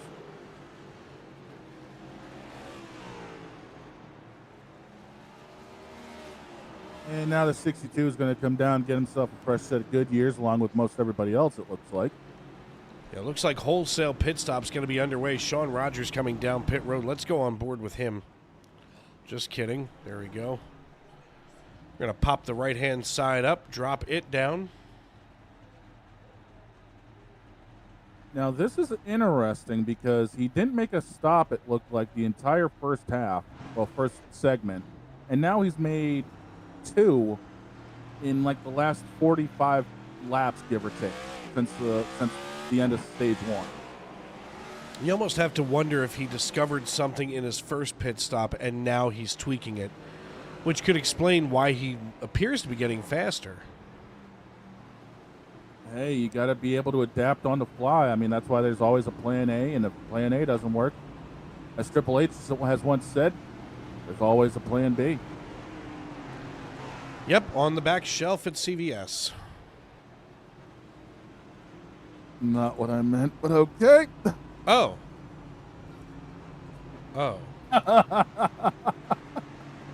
Well, you gotta, sometimes you gotta put it in Braille so I can get the feel of it. You know what, speaking of Braille, had my kids at the library yesterday. Okay. And, I went to school with a kid who was, visually impaired. And I've always been fascinated by, the blind. Right.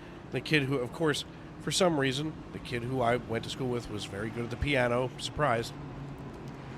True. But I found a picture book about the life of Louis Braille. Okay. Doesn't it seem just a little ironic to you that the man who invented a way for the blind to read would have a picture book about him? Yeah, that's a little bit, yeah. Also, when you pull up to the McDonald's drive-thru, why is there a sign at the drive-thru about asking for a Braille menu? First of all, why is there somebody blind driving the car? That is a big question. Furthermore, how do they know where to stop to ask for the menu if they can't see it? I think that's more if they're a passenger in the car, because if they're blind and driving, I'd be more concerned about the 6-foot hole they left in the drive-thru. Oh, so we're saying that perhaps... But I mean, you know, if you waited until you get... I guess the next question I have is that they put it on the window where you pay, right? Or where you pick your food up.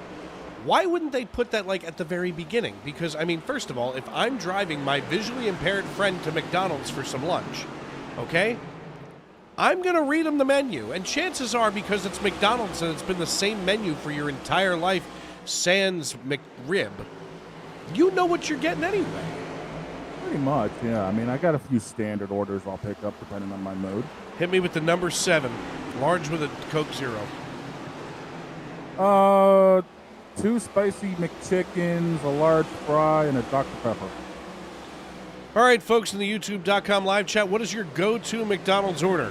Since you've let us down on everything else we've asked you tonight.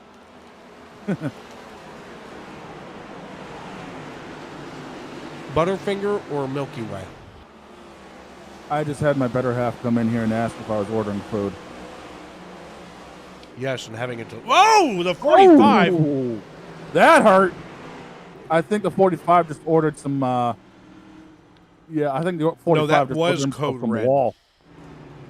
Yeah. Now, what led to this? A little bit of loosening from the 44. Oh, that was more than a little bit of loosening that time. That was a complete send. That looked painful. Thank God for the Hans device, because he'd be eating his food through a straw for the rest of his life. Yeah, that. Okay, I gotta tell a story about a league I was in, because that actually was. Well, it's about time you come up with a story, because I'm carrying this thing with the stories.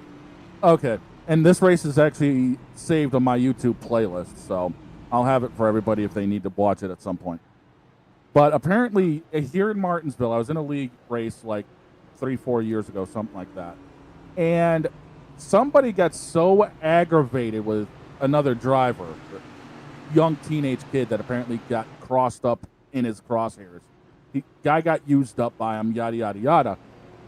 Out of nowhere, go literally into turn 3, he ships the guy so hard, I get pounded in the right rear, and I go firewall deep into the turn 3 wall, like almost full throttle. Huh. And literally there was nothing left of the car, but it was accordion. Wasn't there an RC car when we were kids that would do that? I think so, yes. Then you hit the button and it went back out. If It really was kind of like... It's like, Yeah. man, Hesh, I'm out, I'm in, I'm out. Oh, dear God. Oh, boy. Have you ever used Circle, the water bottle? No, actually I haven't. The fine folks from Circle had a trailer set up down in Miami. Nice. And, you know, of course, all you had to do is walk up and say, yes, I would love to fill out your survey. Yes, I will only come through this line once, except they were open for 2 days, several hours, 70,000 people a day. Which means they probably saw a lot of the same people over and over again. Like myself. Okay. So, got a Circle bottle. Let me tell you, delicious. Delicious. Nice. Now, I currently am on the peach tea. Very tasty. Very very nice. Very demure. Haven't done that one in a while. Very Oh my cutesy. God. Of course, that's also how I describe myself. Oh, we're off the rails, ladies and gentlemen. I'd rather be off. Never mind. Never mind. Run away! Run away! I wish I could, but this season's not over yet. Of course, we want to thank our friends at Trish's Hope, and we also want to keep Brian Tarnowski in our hearts and minds as he's been battling some health issues. Brian Tarnowski, one of the longtime drivers and sponsors of this league, tragically lost his wife, Stacy, to cancer 2 years ago. And now Brian himself is battling some health issues. So we wish him well. And, you know, Brian knows that if he needs anything, he knows who to reach out to. And, you know, we miss him out here on the racetrack. Brian and I spent a lot of time side by side out here, beating and banging. And I mean, when I tell you that I feel like, you know, the 66 and the 62 were always near one another, the 21 and the 28 went out. Oh, there goes the 82 into the wall. Yeah, and I think there's about to be a lot more chaos coming. I'm an agent of chaos. You already knew that. Oh, explains a lot. Yep. Watch the 21, the 32, and the 3. We are going to have some kind of ugly happen here. Yeah, this is going to be uglier than an inbred brother and sister. Don't say that too loudly. Alabama may come back and haunt us. I mean, oops. I'm first night back, and I'm sure I'm pissing people off. I mean, right now, the most active person... Whoa! There they go. Well, there we called it. There it is. No, we're still green. We're still green. We're still green. Okay. Just don't ask... somebody just said, how is that not a yellow? Don't ask questions and keep driving.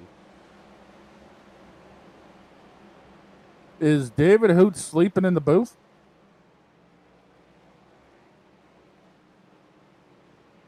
Oh, David Hoot's just delayed on the button. He must have gotten some buffet from Rick Hendrick. I swear by the end, I swear I'm going to hear about this at the end of from everybody. It's fine. When's the last time you watched Pretty Woman?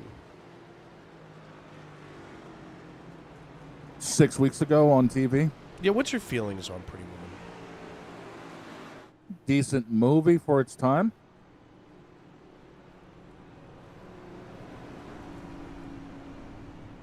Yeah. I have a feeling there's a story to go with this. No, it just happens to be on my TV right now. Well, damn. Okay, then. I like the look of a tuxedo, but it also shows that men are interchangeable as a species. You mean you're not wrong.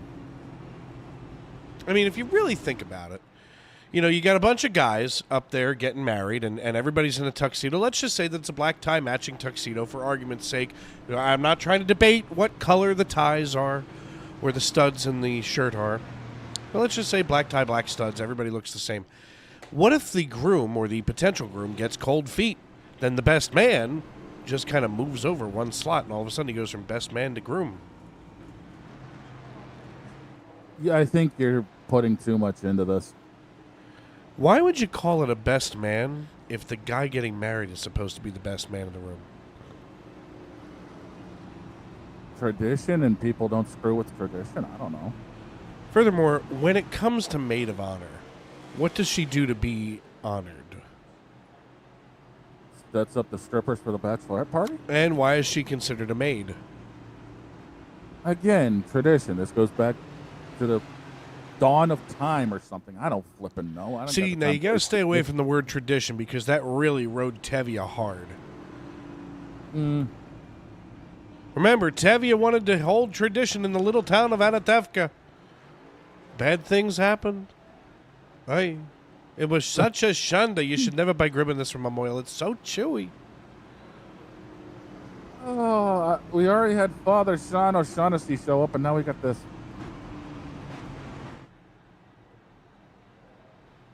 Just saying. Now, what Yeah, have we I get here? it. I get it. What do we got here? Oh, I see what we got here. Had my kids at the old zoo today. Oh, and what is this here? Another link here.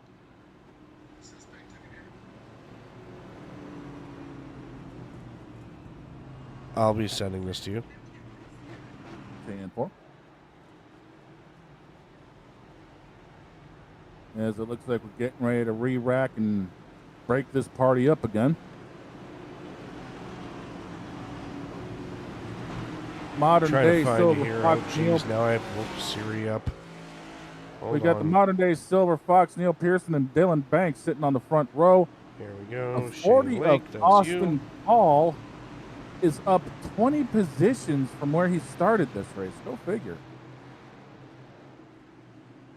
Ain't that something? Apparently you actually can pass at Martinsville.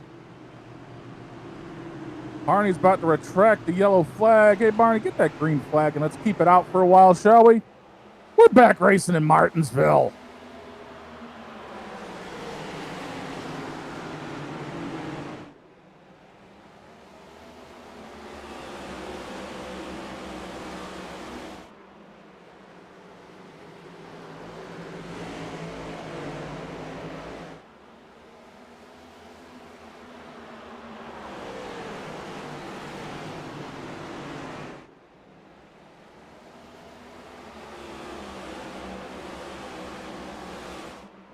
It looks like they're starting to settle in a little bit. We got a battle sitting back here for fourth.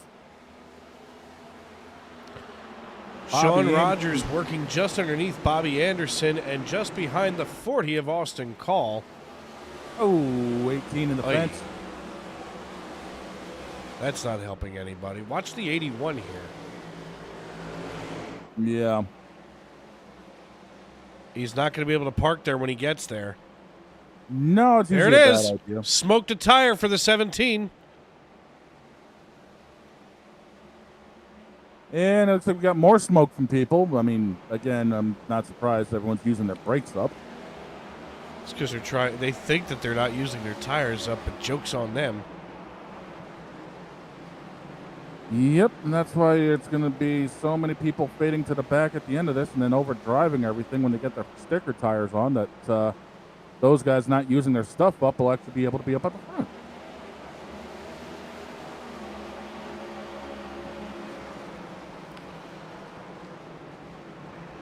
John Wilco registering as having crashed. Let's see what happened with John. There he was, all by his lonesome. How much you want to bet he doesn't make it all the way through a turn? Well, nope, he got on the power too hard. That'll do it every time. Again, though, the caution doesn't come out. Single car incident, that's why. Very weird. But yet again, we saw cautions out earlier for barely anything. Yeah. I don't understand. By the way, everybody, thanks for checking in with the YouTube.com live chat. Sarcasm. Facts. I don't know if David Hoots decided that the buffet from Hendrick was so good he decided to get more of it or what, but he wasn't around for that one. I just, you know what, sometimes I hear things on the television that I'm not meant to hear. And this was one of them. It makes, it makes my eyes go crossed. Watch Austin Call here in the 40. Whoa! He manages to stay pointed forward, but slowed down just enough that he registered as a crash. It did a little bit of damage to the front end, nothing that can't get knocked out and taped up. Usually you throw these cars away at the end of this race anyway.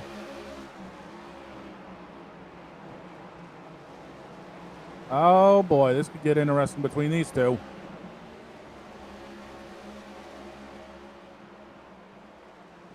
Okay. Neil Pearson and Dylan Banks are starting to go tooth and nail with each other again. Pearson's held him off so far, but Dylan looks like he's actually going to try to get a huge run off these corners. He's trying to set it up to where he gets close enough to try to cross underneath him on exit of the corner, but he just can't seem to get there. And again, the biggest thing I'm looking at with these guys is the rotors on these cars, because Pearson barely looks like he's riding his brakes, while it looks like Banks is using up a lot more brake pedal, and it's hurting him on exit. So Pearson's able to hold him off for now, and it looks like we're finally starting to settle into a solid green flag run again. Maybe we can start clicking off more laps and people can actually get settled in, get into a groove again.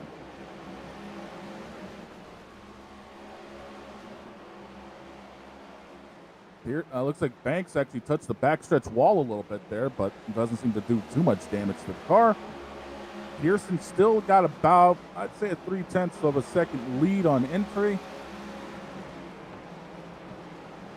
We're starting to focus in here as more of the field's starting to spread out a little bit.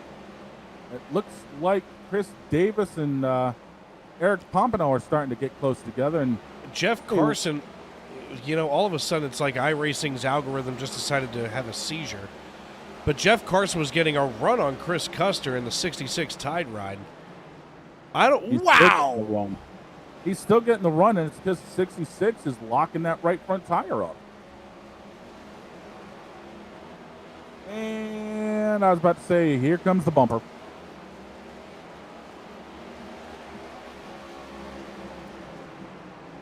I'm telling you right now, if that 66 leaves that door open, it's going to get kicked down. Well, he's not going to have much of a choice but to leave the door open. Carson is a mad scientist. Let's take a look here just a little bit closer to that left front. Watch these brakes. He is, whoa, just as soon as I try to put a little bit of focus on Jeff. Locks it up. Yep. I mean, Jeff gets them just so hot and backs off nice and gentle. I mean, you know, he's very fluid in the way that he's getting around here. You don't see him having to bump steer a whole lot to wrap the bottom, but there he is, second time in a row locking him up in turn 2. It's weird. Yeah, it's just as he's loading the car up, and then as soon as it unloads, it locks the tire up. And now he's trying to get the run on the inside here. He's going to try to send it in this corner. And it looks like the door gets slammed down. Once again, we see Chris Custer floating around the racetrack. He's up in a 12th position after having some really bad luck earlier here. Lap 224 in the books, working our way toward lap 260 for the conclusion of stage 2. And folks, I know that it seems like a long time, but it's only 9 o'clock here on the East Coast. It seems strange. Yeah, it really does. But when a race like this tends to have the start it does, it feels like it's going to drag a while longer. And I hate to say it, I think somebody just fell off the back of this, because I don't see the mad scientist anywhere right now.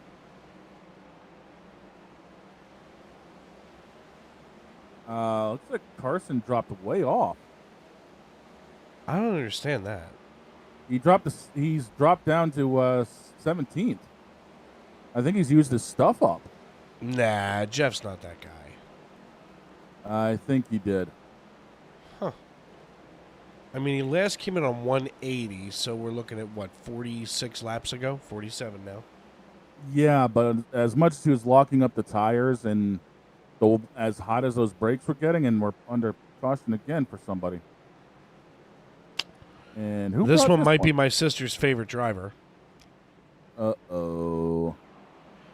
Let's watch the 81 of Ryan Samuelson here. Samuelson, whoop. Now, how is that a caution? Okay. Thanks, iRacing, for your consistency. Someone needs to make a drop delivery at the iRacing corporate offices for Metamucil, because they are not being very regular with their decisions. We need Dale Jr. and Greg Hill to the truck post race so we can actually get this figured out.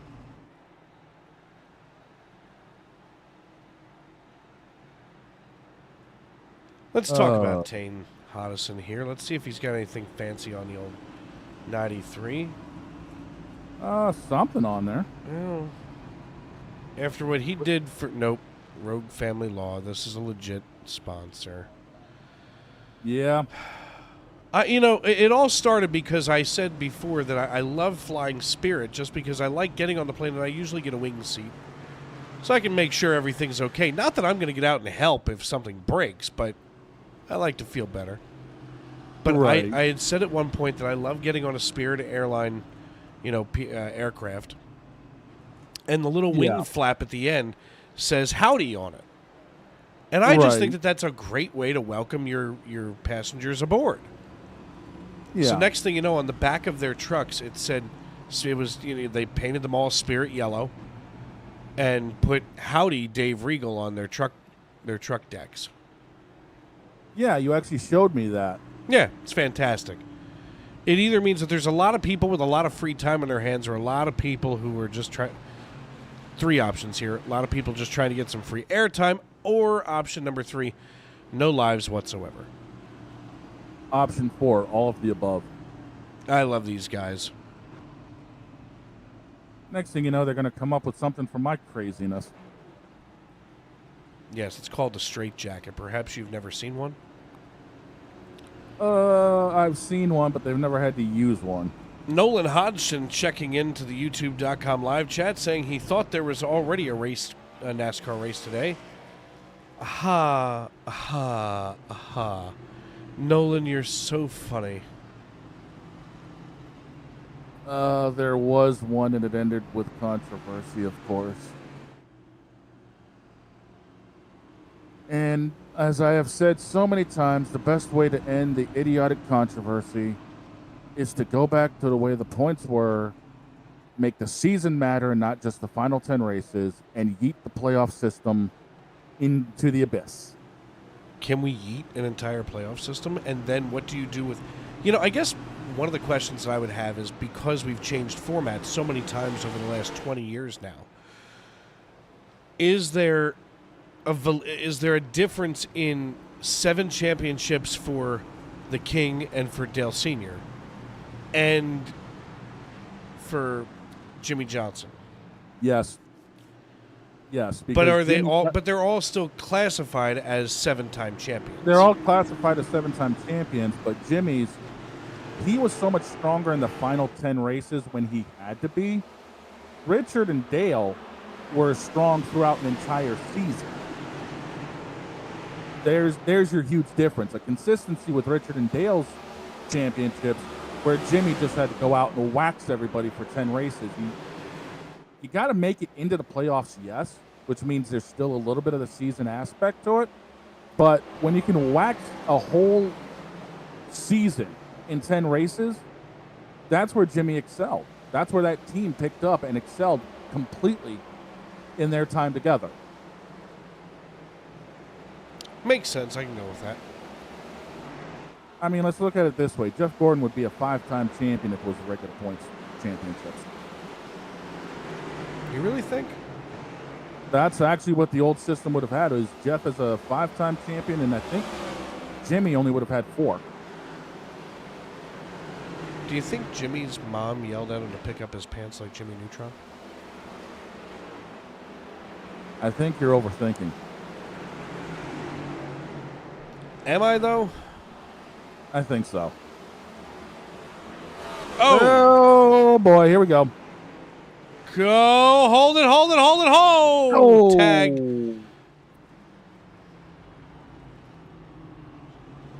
Caution number 14, 13 for cause.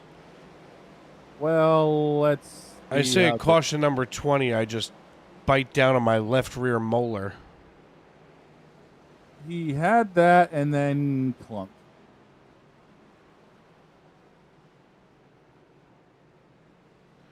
I don't get it. I don't either. This is one of those, I just want to bang my head on my desk until I feel like I'm completely hammered.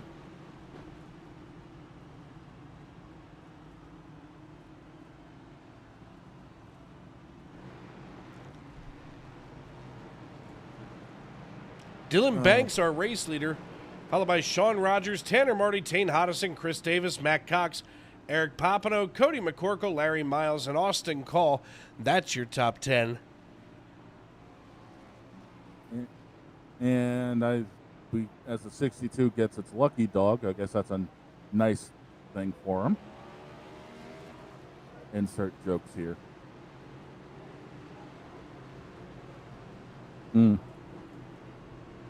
So,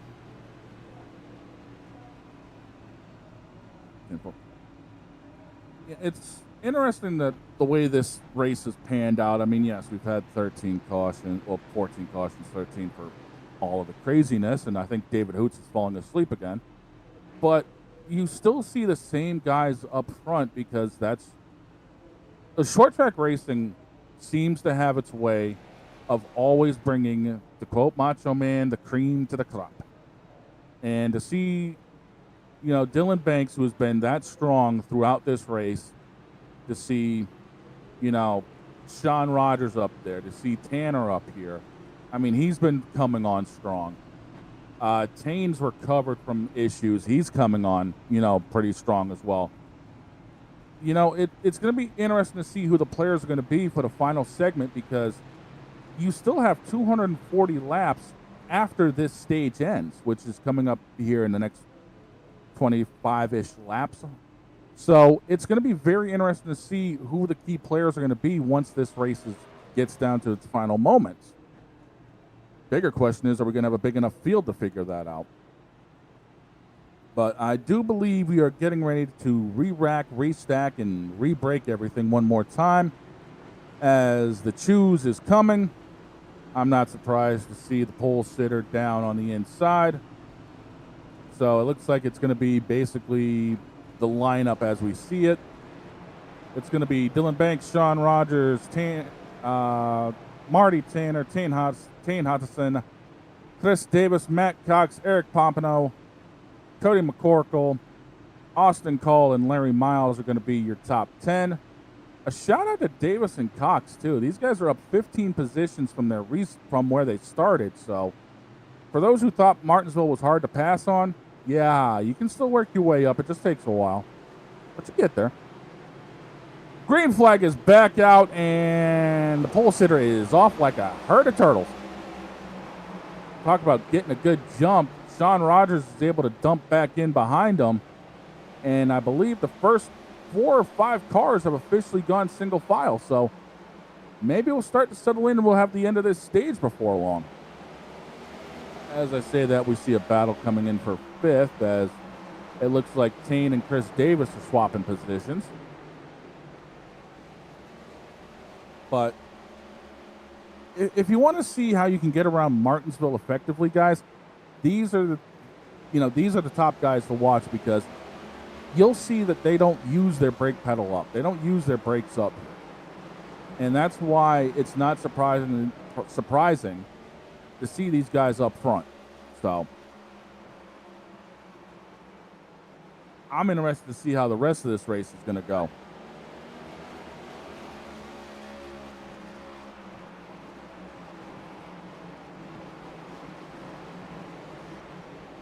As it looks like Dylan is starting to spread the lead out a little bit here. Looks like it's out to about, I want to say, half a second, give or take. Let me take a look here.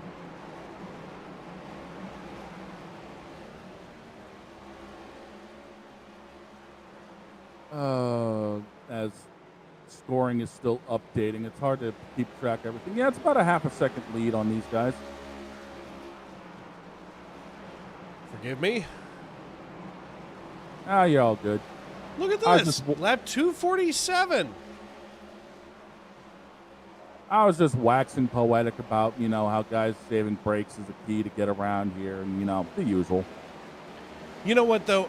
I remember sitting with one of my mentors, a couple of years ago, trying to learn how to get around the paperclip. You don't really, until you get behind the wheel of one of these machines, you don't realize how far you really have to back up your braking points to make the car rotate comfortably. No, I mean, people think you can just chuck it down into the corner and the thing will stick the moment you get on the brake pedal. You got to brake at least 300-400 feet before the corner to actually be able to get it to rotate. And it's even harder when you get that brake grease on there that they said was supposed to help make them stop sparking. Yeah, that don't work. That truly don't work. Oh, we got someone sideways in one. It's going to be Cody McCorkle. Yeah, it looks like Cody either got on the brakes and lost it or had a little bit of help. And I would assume it's the prior. Wow. Yep. And then gets tagged. I want to look at this from Ron Fitting's perspective, because Ron Fitting just got to watch some of the coolest non-dirt track move that I think we've seen all night. Yeah, I would say so.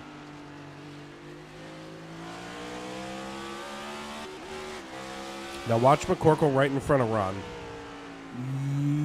Wow. Yo. Now, my question is, was that caused by just braking, or did he mistime the downshift? I don't know, but suddenly I've lost control. Uh-oh.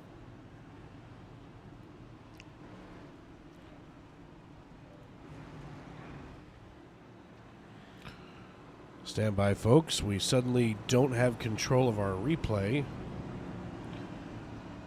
or anything else. Well, it wouldn't be a Sunday night in November without scuff.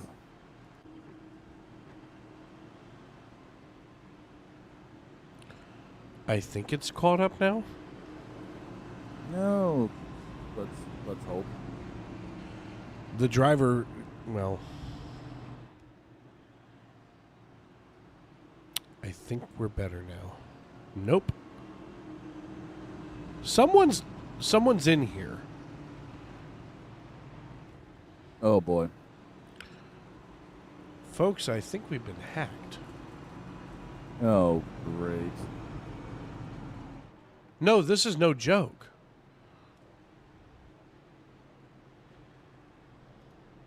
Oh boy. All right, I think it's better. Of course, as soon as I say somebody hacked us, all of a sudden they realize that I can see what they're doing.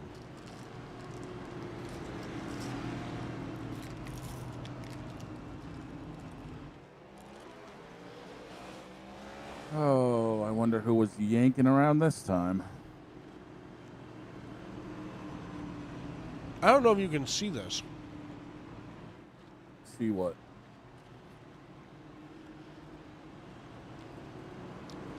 Somebody's touching things they don't belong touching. No, dude, I got nothing over here. Remember, I don't have anything really updated on this system because I can't handle it right now. Well, trust me, I'm working on getting it fixed. And then I'd be able to see what the hell's going on and figure out, okay, who's yanking us?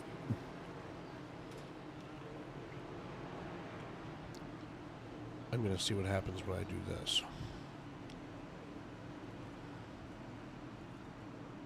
Meanwhile, as we're getting ready to come back to green, we got Sean Rogers up here on the front row. I'm going to be interested to see how he takes off. If he ends up leaving everybody up in the dust again, it backs the field up. Typical stack up, and yeah, he's gone.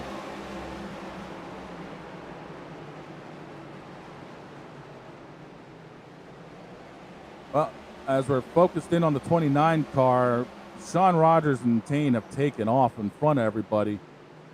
And once again, we got, real... did someone just slide up into the wall back there? Don't worry, ladies and gentlemen, we're getting the semi-truck fixed. I think we had a problem with the trailer. There we go. Sean Rogers has got himself to a nice little lead right now. And I think they're 3 wide back there and coming out of turn 3 and 4. They got it settled, it looks like. And once again, it looks like the 66 was the meat in that sandwich.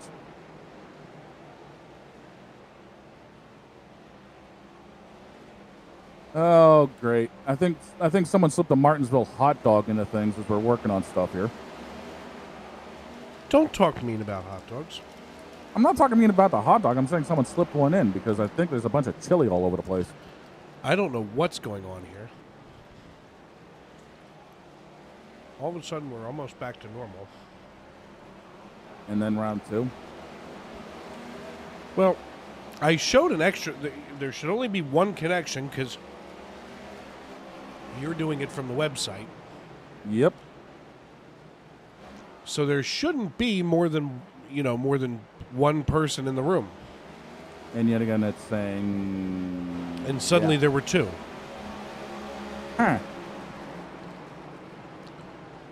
And look at us getting to the end of Stage 2 just in time for Sean Rockin' Rogers to pick up the Stage 2 win. Oh, boy. I had a feeling this was going to be a fun night. How do you feel about regular Hershey's bars? I like them. You know, I eat things for historical purposes sometimes. Mm-hmm. And I believe very strongly in going to McDonald's and getting just a good old-fashioned cheeseburger. Right.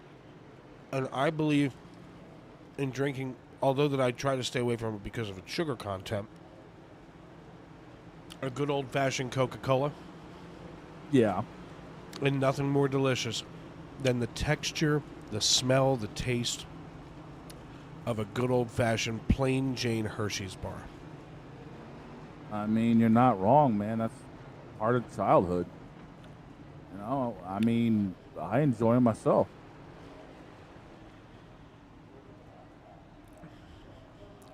As Sean ends up coming down pit road here, it looks like we had more wholesale pit stops. But it looks like we also had a handful of guys stay out.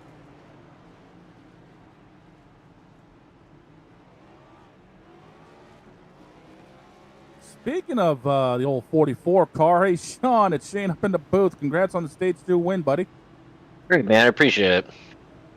How's things looking from your end? You've been sitting up front most of this race. How's the race been going for you? Yeah, I definitely feel like I have a top 3 car.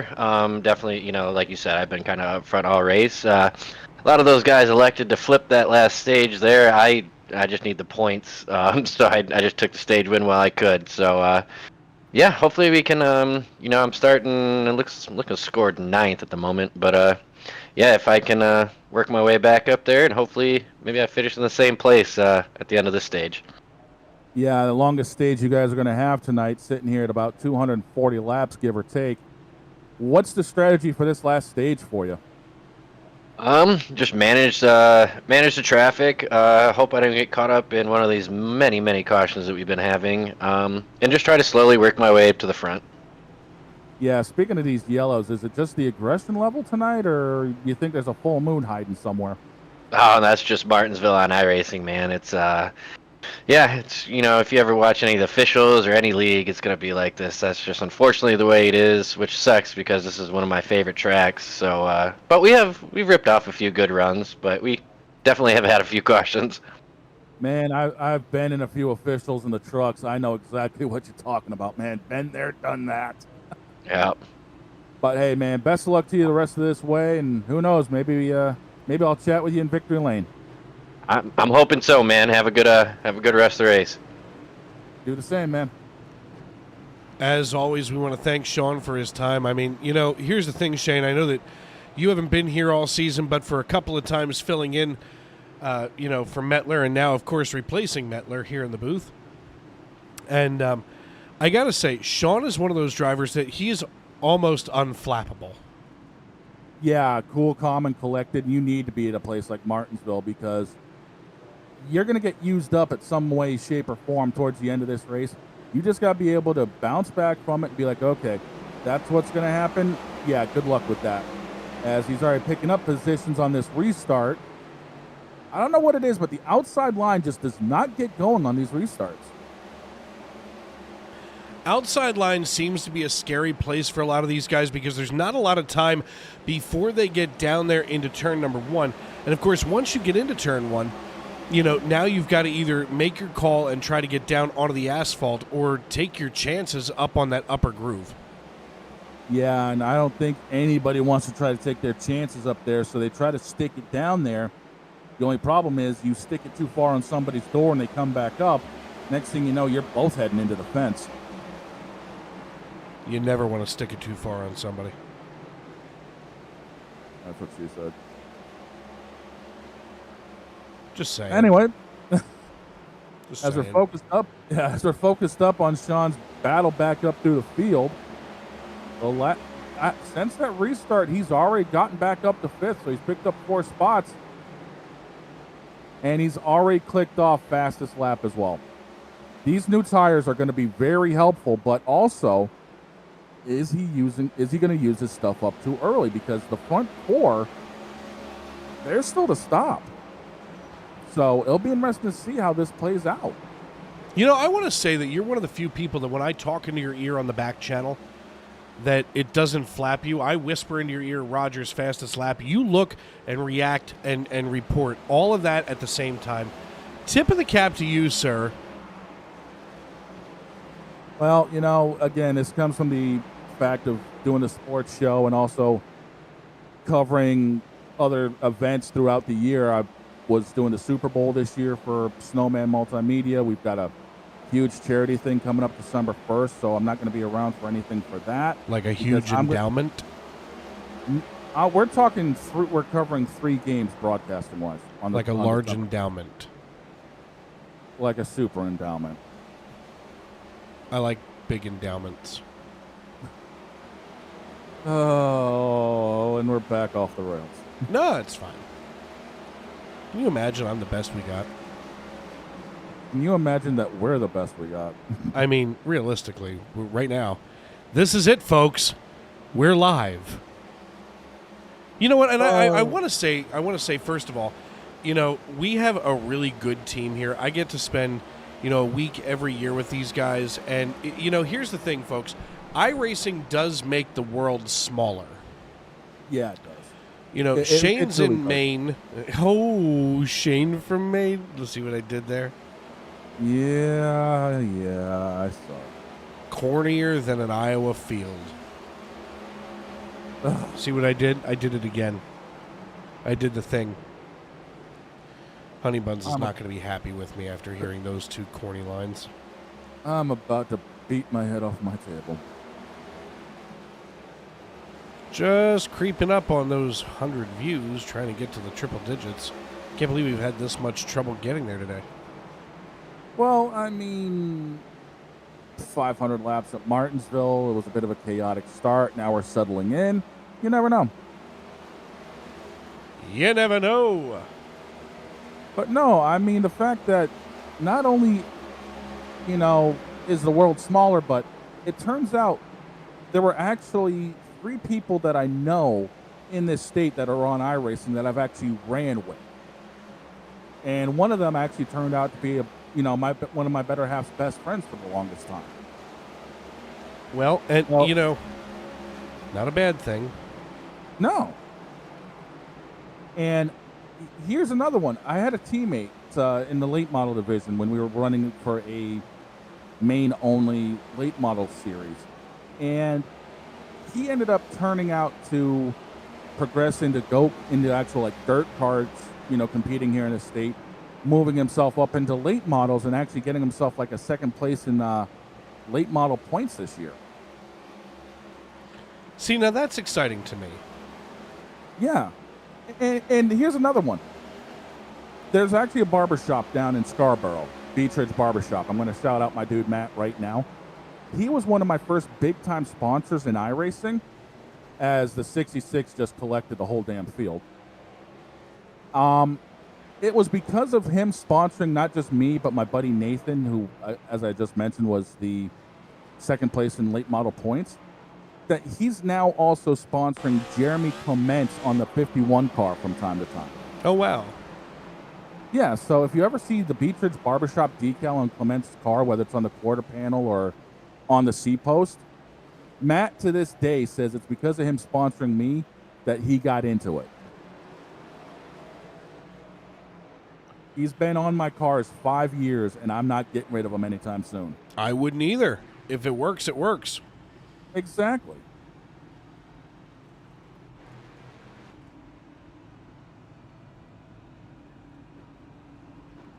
And it looks like the 66 had himself a bit of a throttle issue, I would say.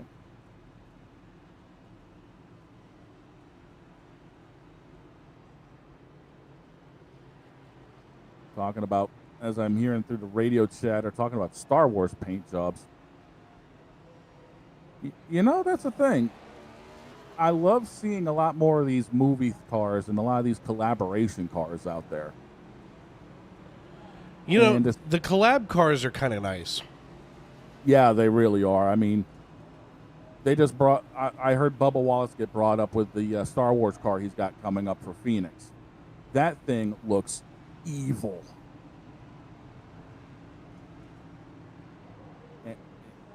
I'm here for it. I love the inner nerd in me comes out when I see cars like that.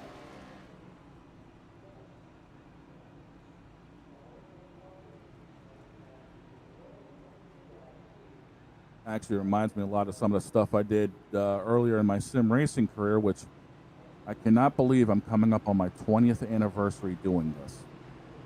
Really? Yes, I'm coming up on 20 years. Would you believe that I've only got about 3 years at the microphone? No. Feels like you've been doing it longer.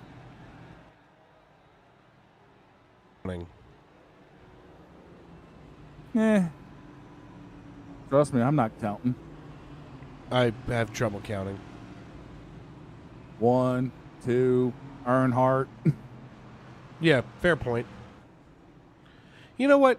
We have a baseball in schools program in Berks County, which is just north of me. We should have a NASCAR in schools program for math.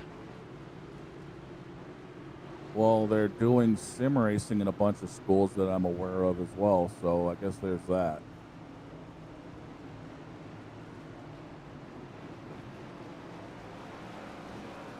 When we go back green flag racing, it's going to be Austin Call, Dylan Banks, Bobby Anderson, Sean Rogers, Tane Hodison, Neil Pearson, Chris Davis, Cody McCorkle, Matt Cox, and Tanner Marty.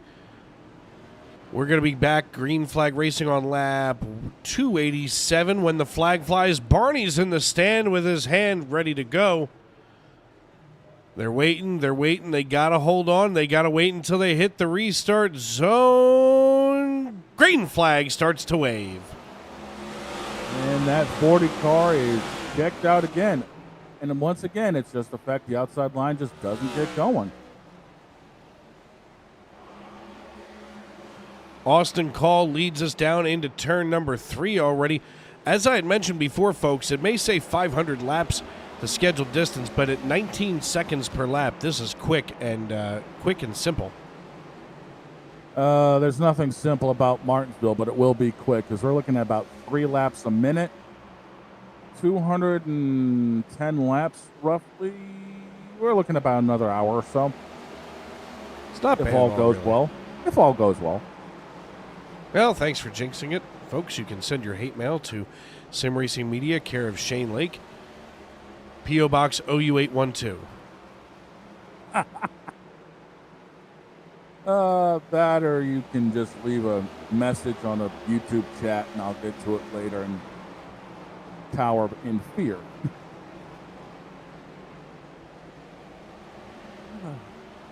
Meanwhile, looks like the race for the lead's heating up.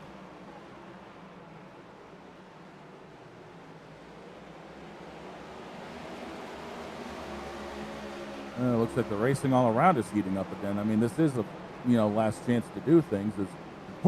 Banks gave the 40 a little bit of a shove right there.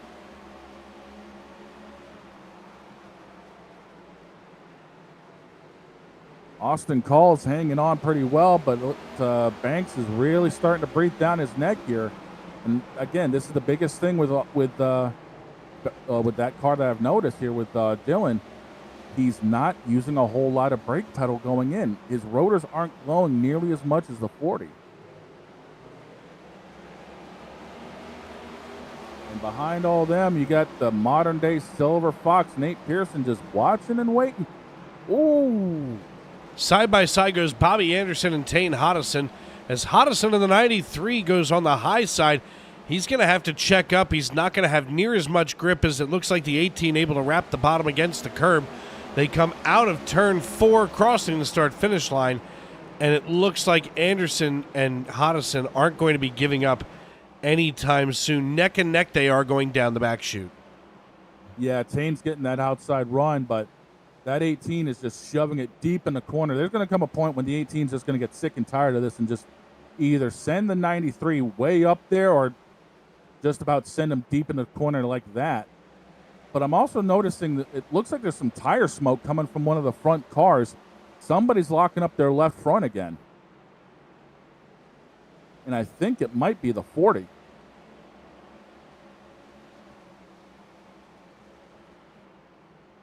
Well, here, uh-oh. Oh, boy. Up a little bit further. Yep, you're right. The 40 locking things up, and we suddenly have a three-way battle for the lead. Side by side go the 70 and the 40. Oh, the 40 bobbles a little bit in the fence. Oh, here we no, go. there goes the leaders. Oh, hold Rogers on to it, is fellas. in it. Oh, that's a caution. And already the 40's apologizing to everybody on the radio.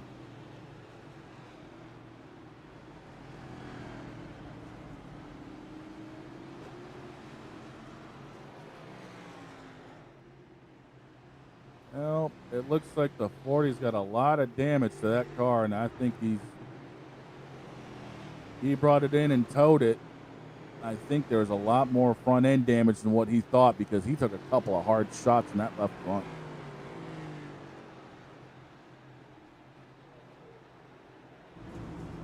Let's see if we can get another look at that.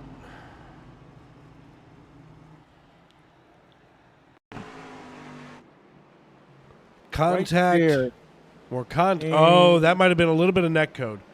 Watch this right here, folks. And we're going to slow this all the way down. The first contact's with him and Banks right there. But now watch the net code. Look. Yeah. It shot right. the 70 up, and the net code continued, and it made it look like the 58 was going to send the 40 into the wall. Yeah. And then Rogers, the 18, and 93 all get collected in this one.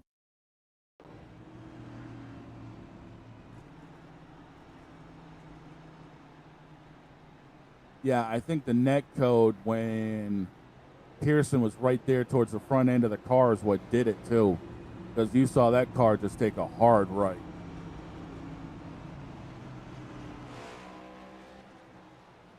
And unfortunately, I think that might be the end of the day for a handful of these guys.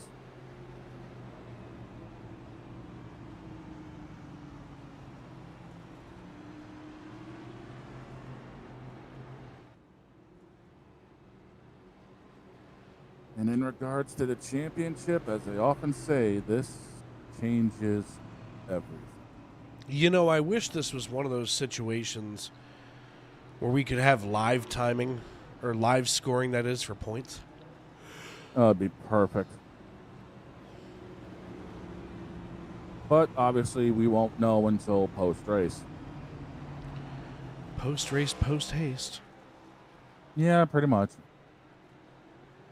Pretty much.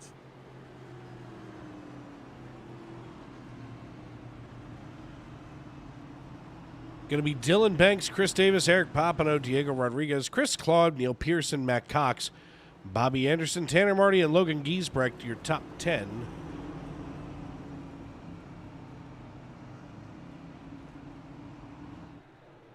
And now it looks like there's only going to be about 12 cars on the lead lap after all that. I asked earlier what the over-under was. Nobody in the YouTube live chat wanted to play with us. Oh, I said, I think I actually set the over-under at like 10, or it was either 10 or 12. I set the over-under at. Yeah, I'm pretty sure you're right.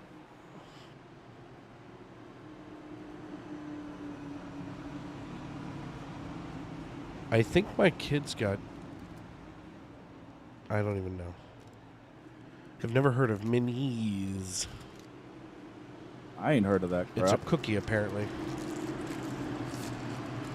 I'll tell you right now, what's a cookie is the fact that we got this restart and Banks is checked out again. He's got to be doing something on these restarts that people aren't expecting, because there's no way taking off in second gear that car jumps like it does. Unless he has second gear super short. Yeah, I mean, that's got to be the only thing, is he's either got the gearing on that car really shortened up, or he's taking off in first gear. No way he's in first. I mean, he's catching everybody napping on these restarts. I've seen other guys on the restarts like Rogers and, you know, the 40 behind him. But, wow. Well, let's go to the replay. He's in second right here.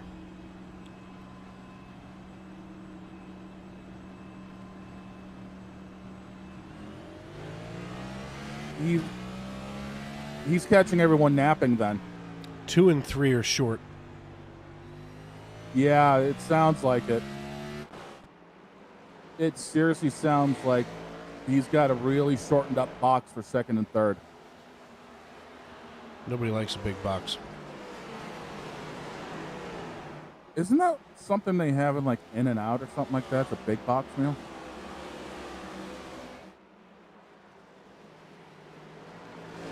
Or am I thinking of somewhere else that might have that? No, I think you're right.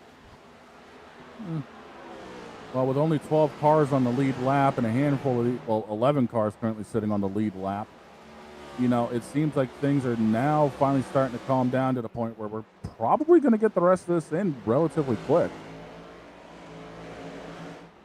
There will be one pit stop left because there's no way guys are going to go 200 laps on a tank of fuel here. Question is, how much are the tires going to give up before you come in? Because you can go roughly a 150, 160 on fuel with these cars, but the tires aren't going to go that long. Well, McCorkle came in on 300. Banks on 251. Rodriguez is coming in now. They know this is a two-stop race, and Rogers just laid fast time down again at 1906. Well, that's not surprising because he's got, you know, sticker tires on that thing again.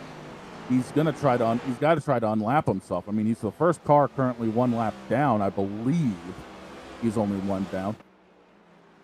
So if he stays in that position right now, he's still going to be a huge threat. But with so many cars spread out the way they are now, are we going to see another caution? If we go the next 187 laps green, I will eat my hat. I will cut it up and eat it. Now, are we talking pan frying it, sauteing it, or are you just going to eat it raw? Just raw.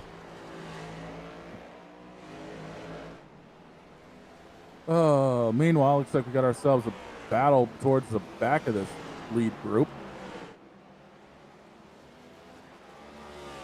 Looks like Matt Cox is picking up positions. He just got past Chris Davis and Bobby Anderson. And it looks like Neil Pearson's got himself past Eric Popenow, so Pearson's on the move. How many times has that been said in racing lore?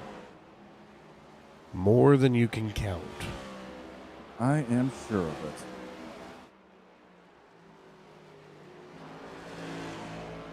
You know, a friend of mine and I were having a conversation, you know, earlier today before I came on.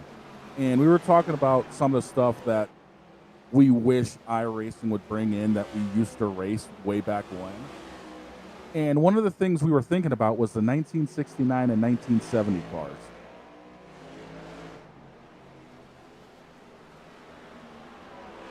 Uh-huh. Just, you know, I've had a lot of success in those styles of cars. You know, the Superbirds, the Charger Daytona, Torino, Chevelle, Roadrunner, regular Charger. I know it's hard to find a lot of those cars nowadays. I know Richard's probably got both the Roadrunner and the Superbird kicking around. Yep. You know, the Charger Daytona wasn't all that far off of the Roadrunner. I mean, yes, we know it's different cars, but ideal-wise. And I'm sure the Wood brothers have got a Torino kicking around.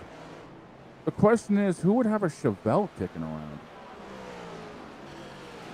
Actually, a late friend of mine, he passed away almost 20 years ago, had a beautiful 69 cherry red Chevelle. Ooh. His little brother now has it, but he passed away in a car accident when we were 16. Right. And it is the baddest Chevelle I've ever seen in my life. 396 package? Sure. Well, that's usually what the SS is at. I have no idea, pal. I don't know. It goes fast. Yeah, it probably has the 396 in it then. But no, we were just talking about stuff like that because they've been trying to do a little bit more of a nostalgia kick with some of these cars that they've been bringing in. You know, the old Grand Prix came in earlier this year on iRacing. They brought in the T-Bird and the Monte Carlo for the street stocks, although we can't really call them that, but we all know what the hell they are. It would just be cool to see the older Cup cars, you know, the generation before the secondary Aero War came in, to see those type of cars come into NASCAR, come into iRacing. You know, here's the thing. I love watching the old races. In fact, Frank Marchese got me into it about a year ago, going on to NASCAR.com and watching the classic races. I mean, for a lot of those guys, they were literally grabbing cars off the sales floor and cutting them open and modifying them and making them race worthy. But I mean, these were cars that my grandmother would have driven. Yeah, because all you literally had to do was take the body off, chuck a roll cage in it, chuck a little bit of a bigger fuel tank, beef up the suspension a little bit, drop the body back on, and you go racing with it. I mean, a lot of these guys ran the same motors that you would get straight up off the showroom outside of a couple of modifications. The Torinos had the same 427 Cobra jet that you'd get on the showroom floor. Of course, we all know what Chrysler had. Yes, the hemispherical head. Yeah, those things were evil. I've got one in my truck. And, of course, the Chevy had their typical block with the 396. So it wasn't all that unheard of for, you know, one guy or a bunch of them, if they were a team or anything, to pick up 5, 6, 7 different motors that, you know, straight out of the, you know, Mopar catalog or straight out of the Ford catalog.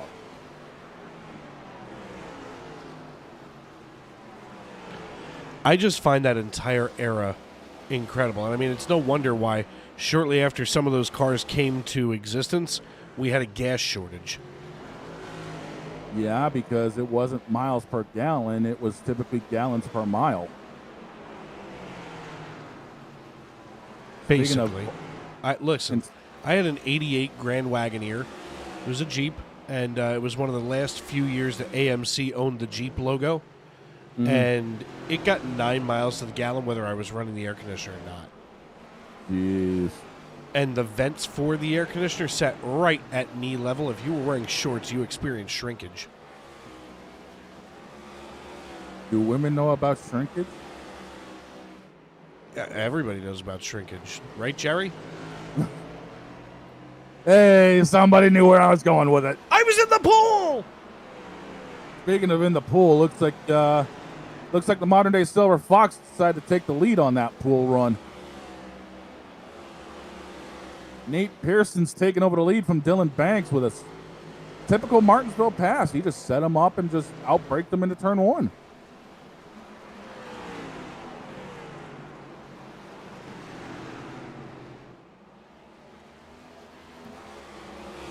.332 laps in the books, and Neil Pearson, the modern-day Silver Fox. We talk about the classic cars. We don't often talk about the classic drivers like this.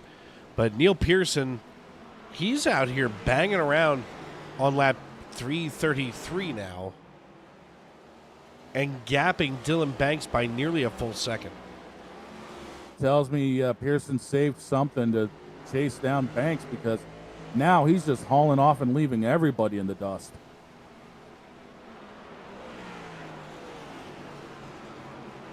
That was one of the other things that Alan and I were talking about earlier on as well, is how cool it would be to have some of the older tracks, because a lot of people don't remember that Volusia, that's now in iRacing as just a straight-up dirt track, actually used to hold bush races. Really? Yeah, back in the late 80s, early 90s, Volusia County was actually a pavement track. Huh. And now I know. Yeah, they had I remember one bush race Gordon was on the pole for in 92, I want to say, where they actually had to fix the track prior because it was so hot that weekend, because they usually ran Volusia County right around 4th of July weekend, that part of the track was actually coming up. Oh, wow. So might also explain why they changed it to dirt too. But no, imagine running Volusia County as a pavement track, like running the street stocks on it or running the late models on it. That would actually be entertaining to see on iRacing. There's a lot that I think iRacing has yet to really scratch the surface of. I think that they've really started to dip their toe into some of the classic racetracks and really made some of what we watch. To be fair, what some of what we watch here, I think that they've made a lot of these tracks eternal now, and even resurrected a few. North Wilkesboro being one of them, and look what that's done. Yeah, and a lot of this has to do, and I've said this 1,000 times, a lot of that has to do with Dale Earnhardt Jr., and whether you like him or not, whether you think that he was a crap driver or not, because he really wasn't that great as a driver, I think a lot of it has to do with the fact that he never forgot that he was a race fan first.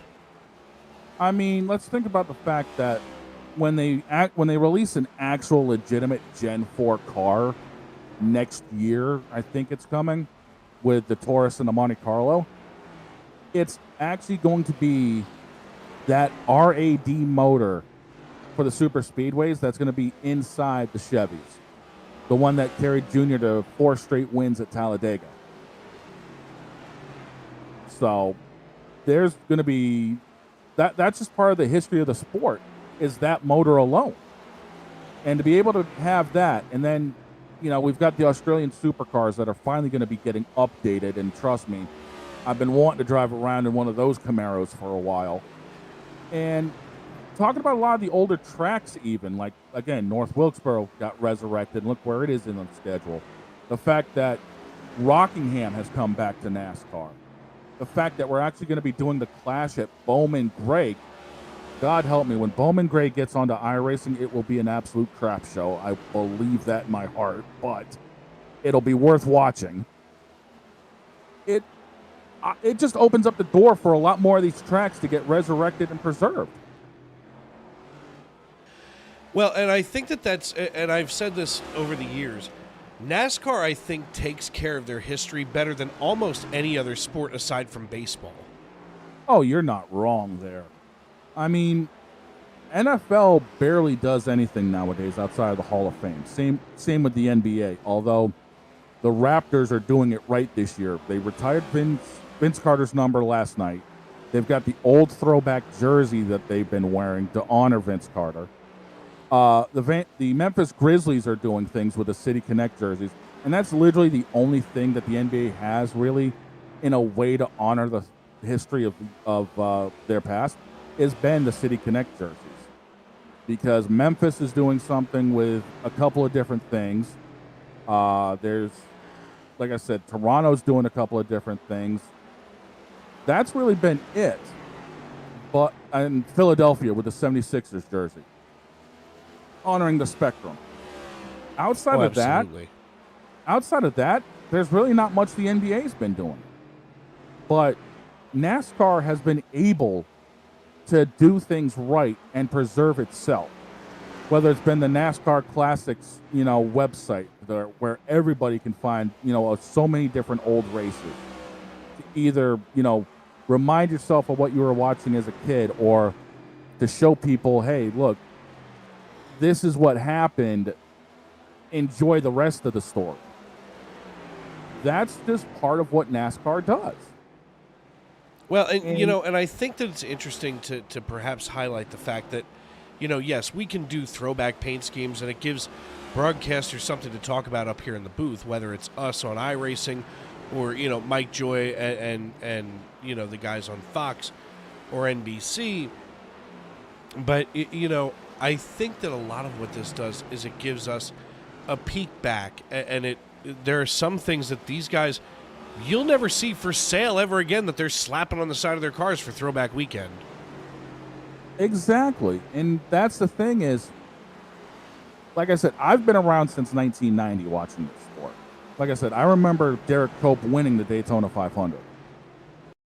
But there are so many things that I don't remember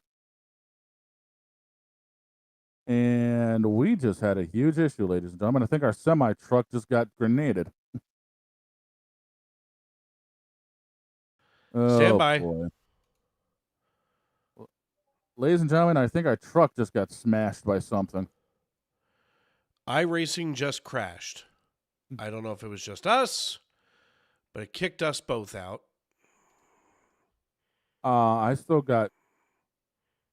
Yeah, everything's frozen on the scoring, dude. Yeah, I see. Hang on.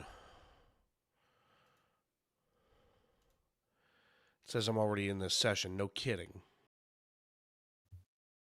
Oh boy.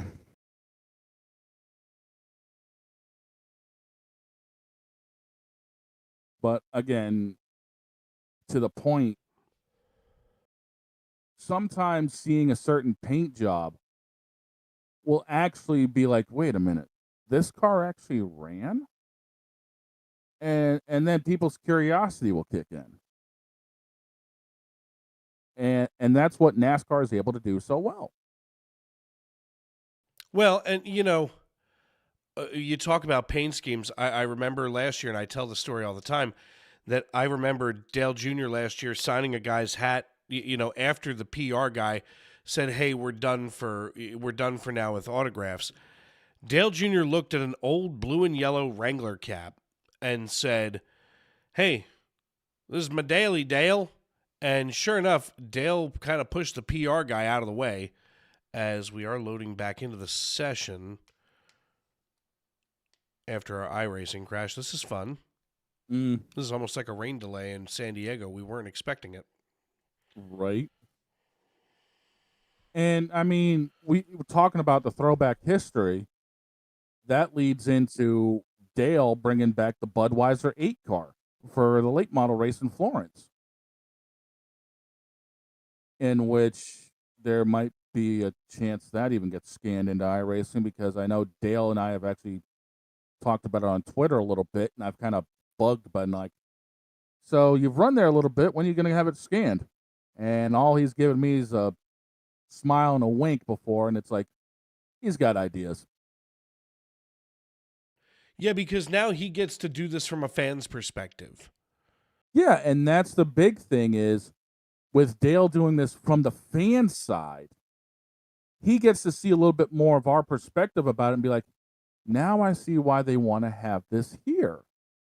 Because from a driver's side, you're always looking at it like, oh, did I have a lot of success here? Or, oh, will this actually be good? But no, this is more of a, this is more the fans' perspective of it all. We are back up. Did your picture come back? No. Stand by.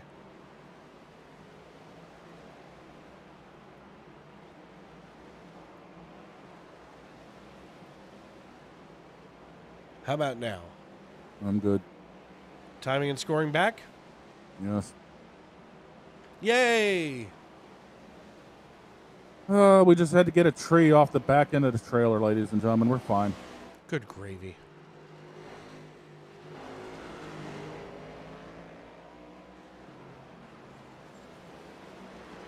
Oh, it wouldn't be a Sunday show without craziness happening, now would it? Fortunately, we keep ourselves cool, calm, and collected here at Sim Racing Media. Yeah, nobody's freaking out or wigging over here. Oddly enough, it shows me about 7 drivers registering as having crashed, but they're still out here. They're fine. Yeah. We're only got 7 cars on the lead lap. So for those of you that bet the under on the fact of having 7 cars on the lead lap, so far your bets are looking good. Wait a minute. 135 laps to go. I didn't think I'd say that anytime soon. Right.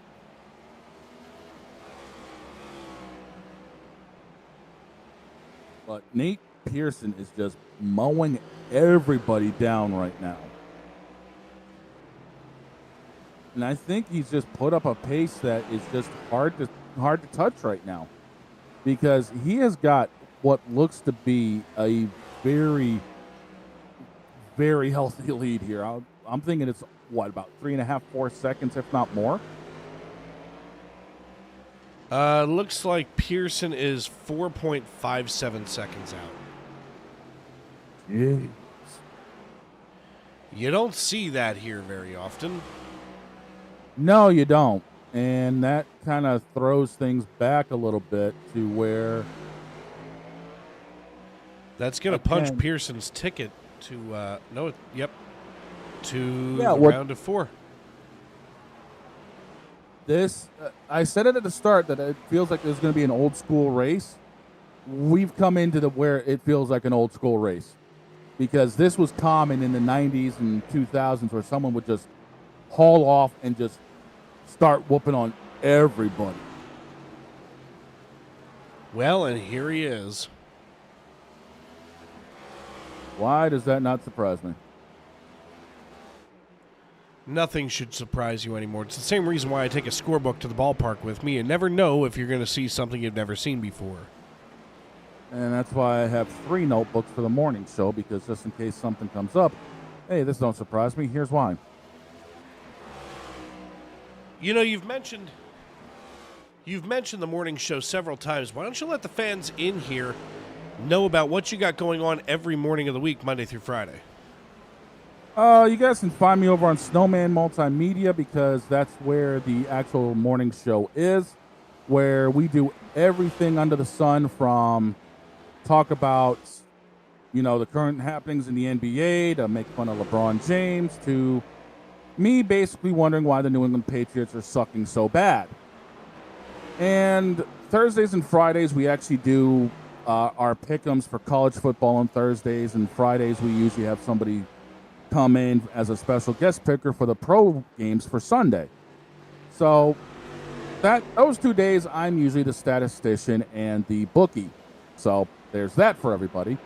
But if you want to catch anything going on, check out Snowman in the Morning on YouTube. Go to Snowman Multimedia. Both channels are currently up and running. We've got a couple of websites getting ready to come up. And you can find me basically either being made fun of or making fun of Cowboy fans, or you might even see the debut of Father Sean O'Shaughnessy, the Patriot pastor. Did you say making fun of Cowboys fans? Yes. The moronic Republic of Cowboy Nation. Wow. Yes, we have a name for them. Just like we have a name for the Midwestern, just like we have a name for the Midwestern Committee of Bear Idiocy. But I'm them. I wouldn't call you moronic. I'd just say I question your status from time to time. Mental or otherwise? Both. Yes. Both. But yeah, 8 to 10 a.m. Monday through Friday. You guys can find me there. And then nights, you can usually find me hanging around here somewhere. Yeah, you know, like a hooker on the corner. Yeah, pretty much, except I'm not underneath the street light. I'm smart enough to actually not be seen.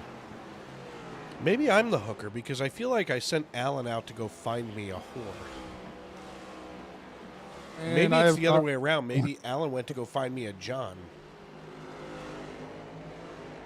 Oh, dear God, this show has devolved that far. Is this why I'm not allowed on Snowman? We haven't booked anyone else yet, but we'll talk about it later. All right then, sir. Trust me, we've had we've had Emmy Award-winning producer come on. I've had a friend of mine who's big in the streaming community. We've had everybody and their brother underneath it, so whatever. Just saying. I just have to talk to the boss about it and get things scheduled. I work for cheap. Man, all of our people come on for free. What are you talking about? Good, even better.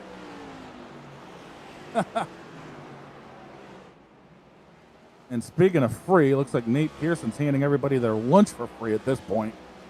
Yeah, Neil Pearson has been dominant this whole third stage. I mean, you know, we've had a little... I mean, he won stage 1. Stage 2 went to Sean Rogers, and now Neil Pearson has just showed everybody what he's made of. I mean, Sean Rogers is down a lap running in 8th position behind Chris Davis. Meanwhile, Tanner Marty, the last driver on the lead lap, is in 6th position behind Pearson by 14 seconds. That means he's realistically only 5 seconds in front of Pearson. Well, yeah, which means as Pearson's coming off a 2, 29 is going halfway through 3 and 4. So he's not that far from getting lapped.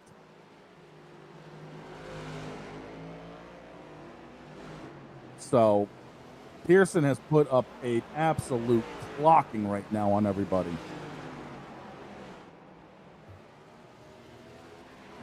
Pearson, Banks, Anderson, Cox, Papineau, and Marty.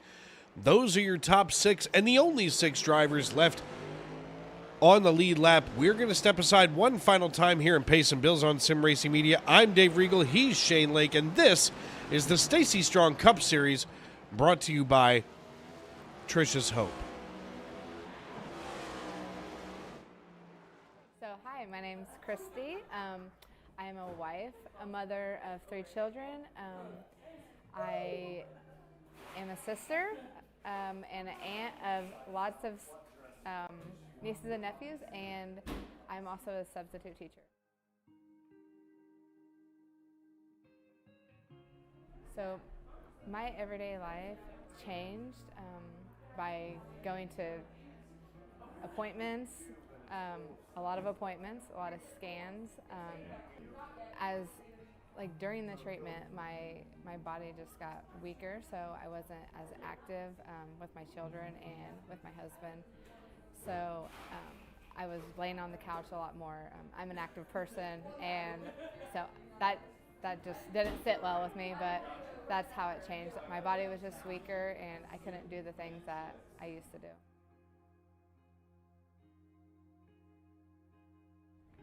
So there was a lady in where I live from a local church who had heard that I had breast cancer, and she sent me a letter just reaching out for support, and she actually said that she's the one that told me about Trisha's Hope and that I should contact them, so I did.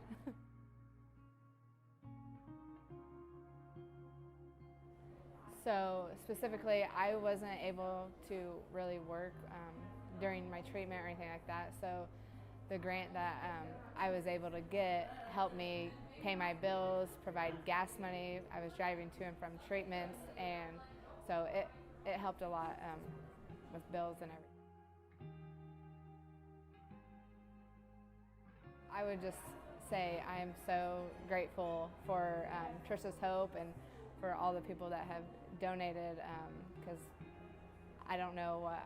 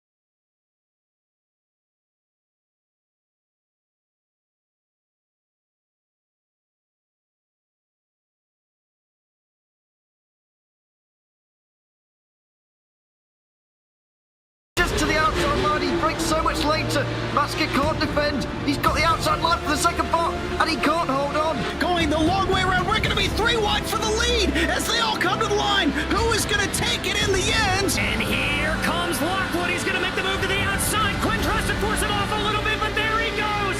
It's going to be side by side through turn 1. Will he be able to cover him off? He does.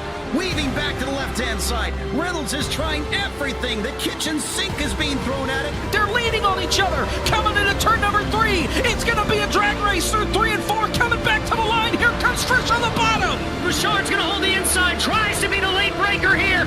They're going to be side by side through the final chicane. They bang doors, but keep it clean. A as they're still 4 wide on the run down into the back straightaway. Demerit's looking for a line as well. What is going on in Michigan? Novak into the fence. They're still beating and banging. Oh my and to the line. He is much faster coming through there. Is there damage on Challenger? Abramitis is ahead. There's going to be a race to the line. Who is going to...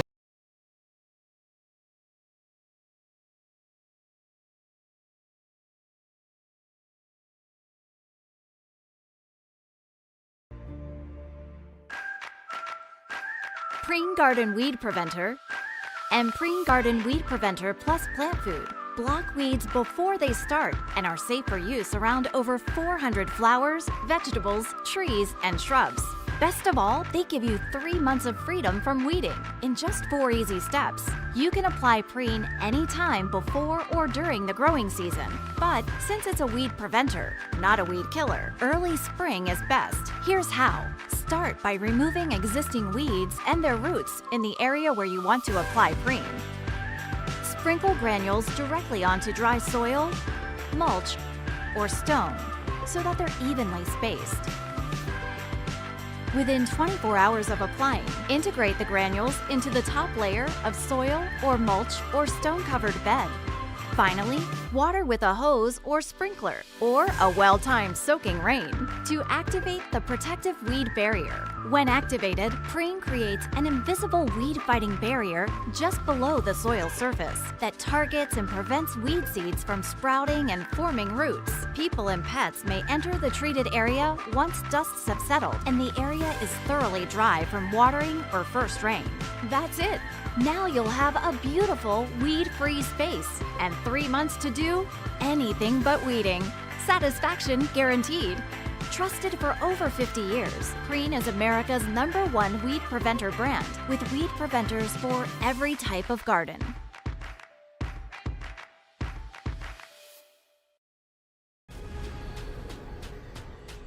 The most realistic online racing sim ever made.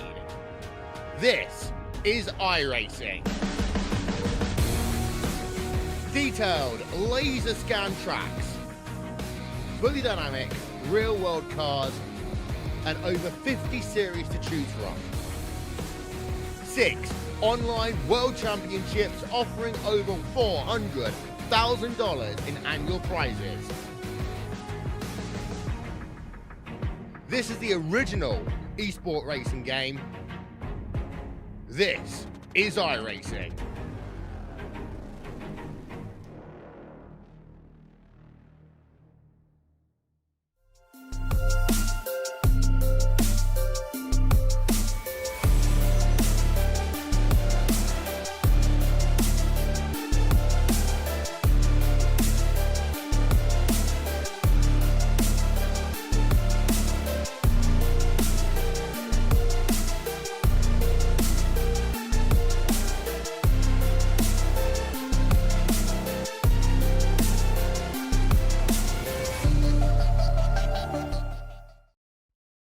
Racing isn't easy, but experiencing it is. iRacing puts you in the driver's seat with the industry's leading sim racing game. Drive on laser scan replicas of the greatest racing circuits from around the world. Go head-to-head against other drivers chosen by skill-based matchmaking to ensure competitive racing at every level. Compete across all your favorite series. In officially licensed cars, engineered to deliver the most accurate driving experience possible.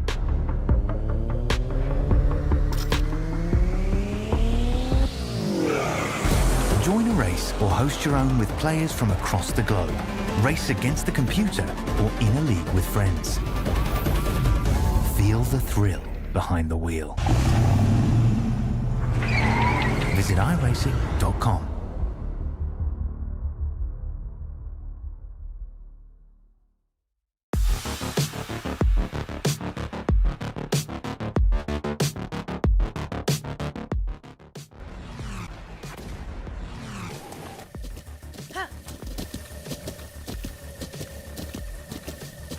With the Butt Kicker Gamer 2, what you see and what you hear is what you feel.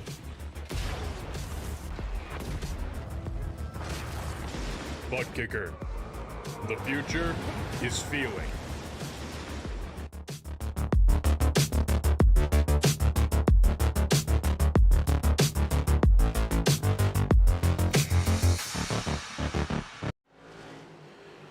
Welcome back to the Paperclip Martinsville Speedway, where the Sunday Night NASCAR Cup Series, brought to you by Stacy Strong, is just gone under its 19th caution of the evening. Wasn't ready for this one, as it seems like every time we go to commercial, something bad happens. But with now 90 laps to go, we're under caution number 19. I feel like this begs to ask the question, how many cautions did we have last year in this same race? That I'm not sure of.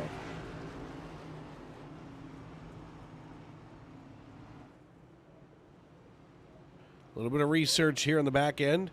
Dave Regal and Shane Lake with you here in the Tony Trapassa Memorial Broadcast booth. We want to thank everybody for tuning in, for welcoming us into your homes, onto your phones, wherever you may be and however you may be listening. And I clicked the wrong year.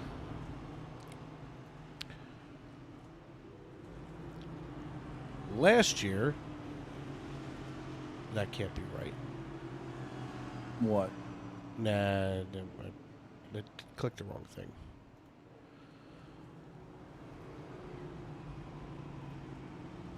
Last year at Martinsville, in this very same race, we had 20 cautions, and it wound up going green, white, checker at the end. Please don't jinx this. I'm just reading history. Oh, I get it. I get it. I'll tell you right now, though. Oddly enough, last year's winner, Sean Rogers. And he just benefited from this caution in a huge way. Yeah, all of a sudden, Sean Rogers is up on the podium. Yeah. He would have had to have come down under green because his pit stop before this was lap 298. He was getting ready to be on fumes. And this caution paid off in a massive way for him.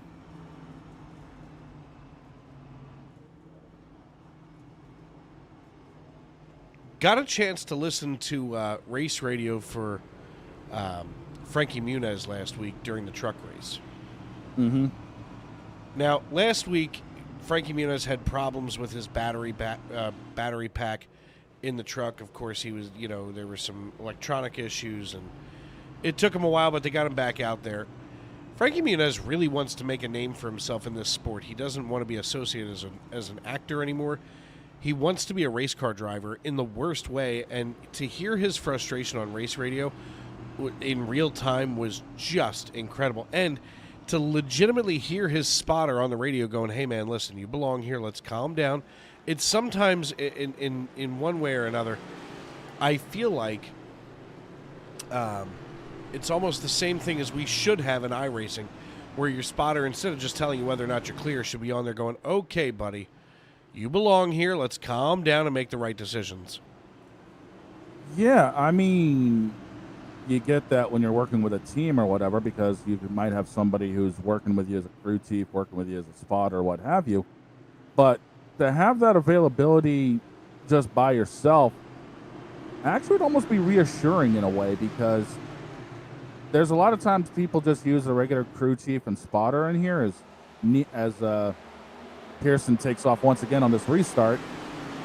It would actually be kind of helpful in a way. To some degree, yeah. I feel like the spotter job, first of all, is underrated in a lot of different ways. And to hear him talking to Frankie Muniz and just trying to talk him off the ledge, like, "Hey man, let's chill out, let's think about this," was just incredible for me. Yeah, and I mean, Frankie is an accomplished driver. I mean, let's not get it twisted. The Toyota celebrity races he did when he was doing the Malcolm in the Middle stuff, the boy knows how to drive. It's just now getting the right equipment underneath him. And, we talk about that all the time. I mean, it's the same thing here in iRacing. Sometimes you just need the right guy tweaking your car. And, in the real world, it's about the availability of parts and the staff that you have around you. Whoa! Wrecking on the front stretch. There we go. Well, we all know cautions breed cautions. Let's watch the 17 and the 74 of Chris Davis. Chris Davis gets wide coming out of 4, bounces into the 17 and collects, the 82 and the 10. That's never good. While these cars have bigger brakes, they still don't stop on a dime. No, it's kind of like four-wheel drive. Four-wheel drive in a vehicle will only help you get started. It does not help you slow down. No, it really doesn't. I mean, even if you had the best brakes in the world, which are sitting on F1 cars, they still wouldn't help you on this goose.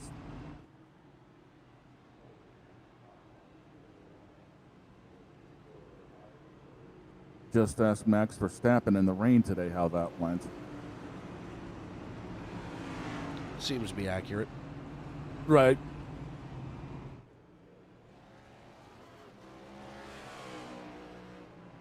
Yeah, seems like there's a few guys that are going to be sitting on pit road getting things fixed for a while after that one. You know, Shane, I got to say, I'm really glad that you're up here in the broadcast booth, and I've sat here thinking of the appropriate words to lay down with this, and all I can think of is Dean Martin.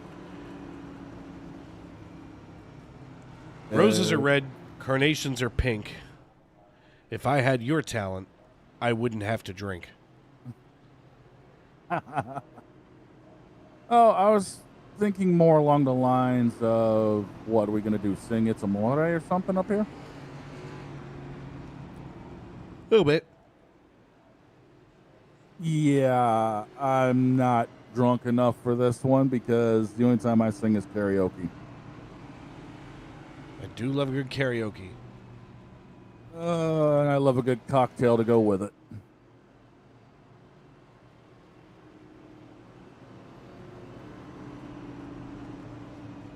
Race position number 47 for yours truly. So I've repositioned myself yet again here in the command chair. Yeah, I still haven't swapped chairs yet because I don't want to go from uncomfortable to unbearable. So I'm just glad I'm getting that new chair Thursday. Thank God. Oddly enough, my go-to chair is not a gaming chair. It's nothing fancy. It's a regular, good old-fashioned office chair with just enough cushion. Oh, I had to completely upgrade from what I've got now because, unfortunately, being 6'4", my back is usually a little bit on the tweaked side. So I had to get something with a little bit more lumbar support, a little bit of a wider base, get a neck rest. And I decided to go all out and actually get one that had a footrest that folds underneath it. So when we get done races like this, I can flip out the footrest, lean the chair back, and question life decisions. I have to be careful. After a race like this, I wind up falling asleep in the chair. That'd be the other decision I'd be questioning. The other night, on Thursday night, I got done with Racers Elite Cup Series. Mm-hmm. And I was talking to Frank Marchese and Greg McConey afterward. The three of us used to be 3/4 of the A-team here at Sim Racing Media. So we were just having a little BS session. Next thing you know, I was waking up at 1 o'clock in the morning in a tripod position, trying not to suffocate myself. Damn, brah. Yeah, I just fell asleep right here in the chair. Well, at least you didn't have the keyboard stuck to your head. Could have been. Might have been. 75 to go. And now is when the gloves come off. Everyone's got their tires. Everyone's got enough fuel to go the distance. Ain't nothing being saved now. We're about to really see the party here in Martinsville. Matt Cox here is watching from behind as we go on board. As Bobby Anderson and Sean Rogers go at it again, we've seen this time and time again throughout the season. Bobby Anderson and Sean Rogers going at it, and side by side they are going into one. Now it looks like, whoa! Washing up the racetrack is the 44 of Rogers. That's, and he got turned for his no! trouble. He got turned for his trouble on that one. That looked intentional, boys. And let the race radio spin. Watch the 18. Now, mind you, this stemmed back in the prior corner to Sean locking up the right front and door slamming the 18. And then the 18 just flat hooked him. I'm sorry, but that's bull. Right there. Sean locks up the tires, washes the 18 up, and he doesn't even get a chance to get cleared before Bobby hooks him. You know, I'm only going to contest this, as a member of the Devil's Advocacy Club. You would. But I'm watching this, and I'm watching this. It looks like the 44 bounces off the 18, and then he tightens up and comes up the racetrack across the nose of the 18. No. He had enough line. I was watching the white lines, and Sean held that thing down until he got hooked. The 18 came clean down and flattened him.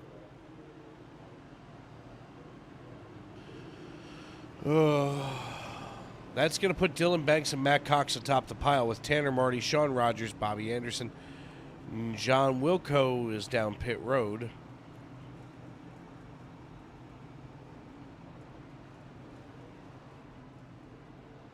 I have a feeling we're not done with the fireworks between those two yet. No, we've got a good chunk of distance to go here.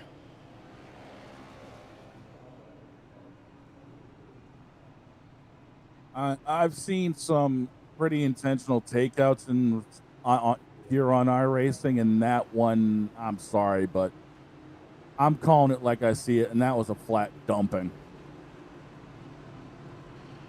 When we go back, Green Flag Racing, it's going to be Banks, Cox, Marty, Rogers, Anderson, Pearson, Hodison, and Papineau.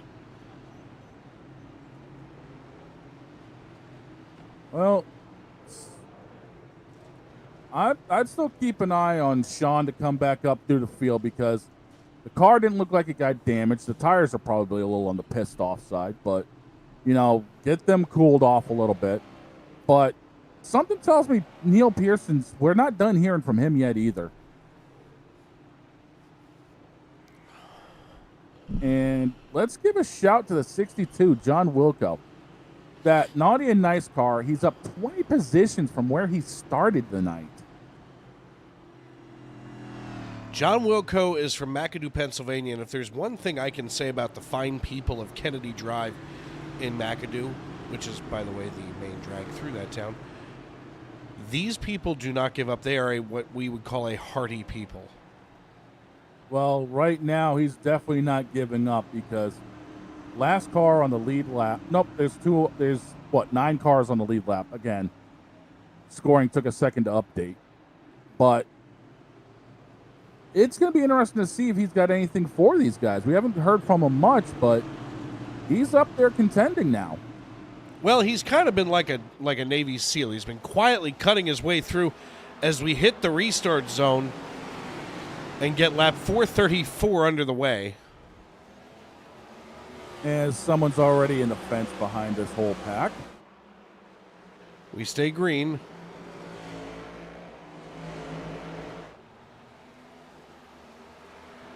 And it looks like Dylan Banks has decided to hit the afterburners and check out on everybody. He figures the further he gets away from the mayhem, the safer he may be. As side by side goes the 32 and the 58. That's Pearson and Cox. I mean, he's not. Wow. Wrong. Whoa. Oh, no. Boys, yeah, it's going to be a caution. For crying out loud. You have got to be kidding me. If you know what race that comes from, good for you.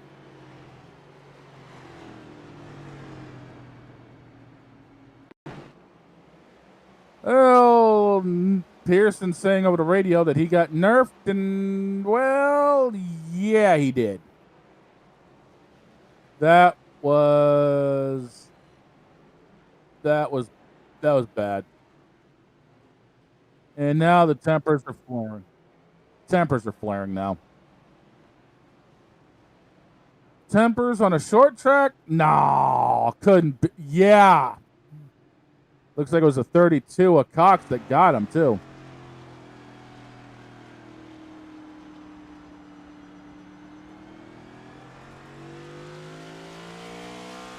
Apparently, we're hearing over the radio that people don't care about who's in the playoffs and who isn't. So now we got a little bit more spice tonight. Excuse me while I go to the kitchen cabinet and grab the chili powder. I was going to say, if you're going to get some spice, you might as well go grab the chili powder, and you took the words right out of my mouth. First night back, and I'm already taking words out of your mouth. And people wonder why we work so good together. You know, something interesting happened in Miami, and it didn't involve anybody taking their pants off. That was a good start. That's usually a good thing, but do tell. But I finally got to meet in person one of my regular partners in the form of Jordan Brockel. Oh. Got to meet Jordan in person. And Jordan and I have worked together several times on Thursday night Racers Elite Cup Series. Mm-hmm. And finally, we got a chance to hang out for a few days and just really get to know each other as people. And it was just a really great experience. Nice. Yeah, I originally planned on coming down for that whole shebang, but, you know, when life throws you a curveball, sometimes you got to Joe Boo it. The straight ball I hit very well. The curveball, not so much. Right.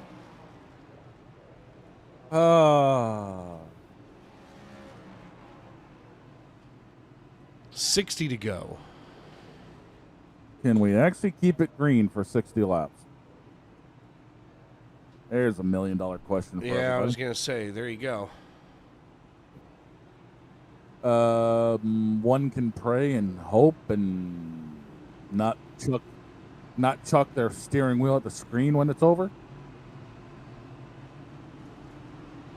You know, with all the new equipment and the fact that you can detach the steering wheel so fast, I'm beginning to wonder if people actually do that. I would. Before or after lap 500?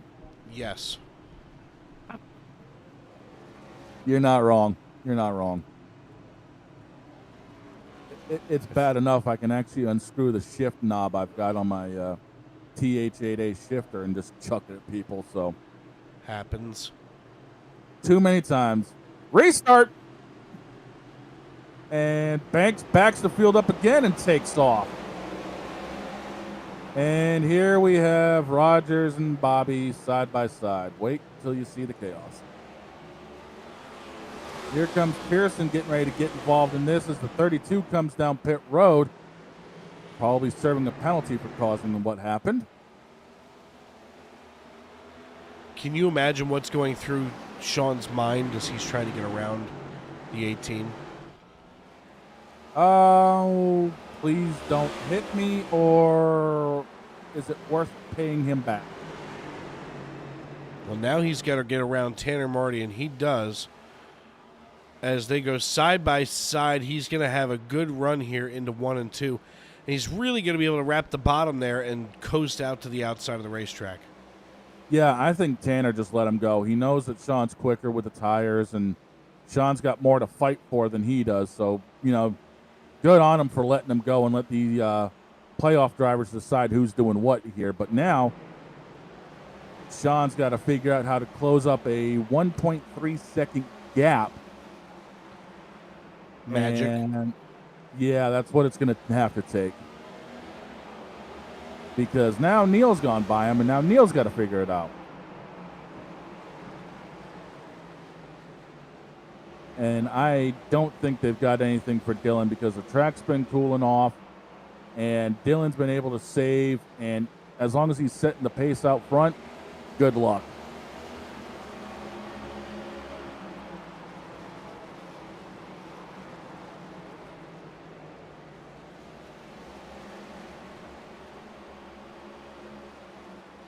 Oh, I cannot wait to be in the hauler to hear these conversations post-race because I guarantee there's going to be a few of them.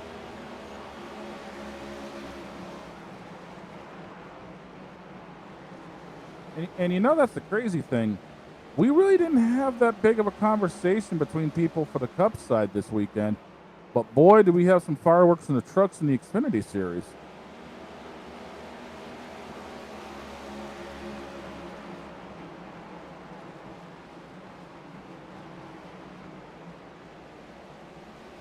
As it looks like Sean's starting to fall off the back end of Neil Pearson a little bit. Neil's closed the gap to right around a second here as we're getting ready to come up to about 50 to go. I think it's going to take probably Dylan Banks running into a little bit of traffic for Neil and Sean to catch up to him. And with only a handful of cars out on track right now, I don't think they're going to end up getting there.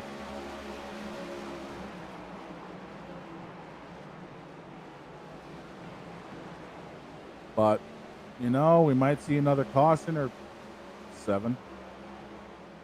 But right now it seems like everything's clean and green as we've just crossed into 50 laps to go.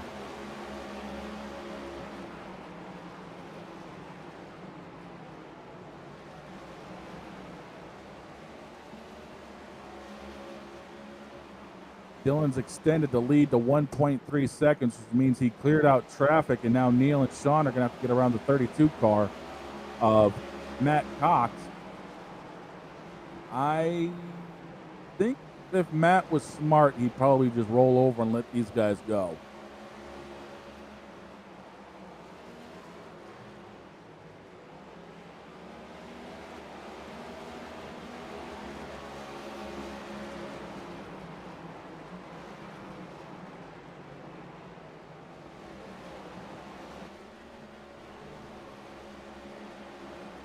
Less than 50 to go here at Martinsville Speedway. And the Sunday Night NASCAR Cup Series, brought to you by Stacy Strong, is now in the twilight hours. Dave Regal and Shane Lake with you here in the Tony Trapasso Memorial Broadcast booth. We want to thank you for making us a part of your evening.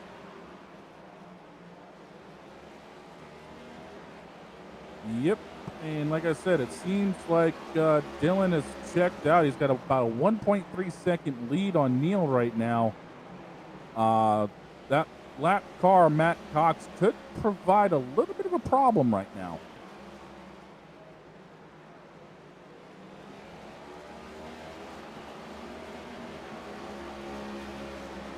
I mean, I know he's trying to hope for a caution here, try to get back on the lead lap, but you know, you also got to figure out a way to, you know, get out of the way.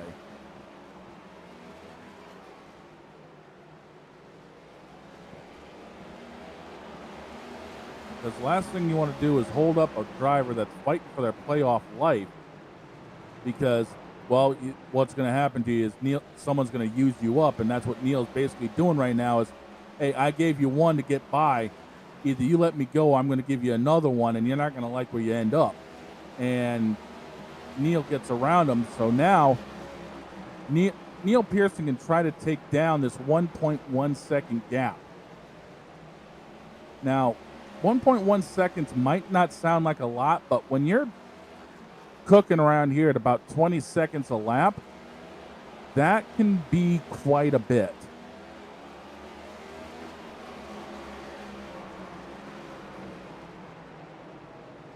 As we focus in on the 29 car of Tanner Marty, 4.6 seconds back, and then we have the 62 of John Wilco. Again, I love the paint scheme on this car. He's up 21 spots from where he started this day. He's only 5.5 seconds back of the lead, so anything can still happen here in these next, 40 laps?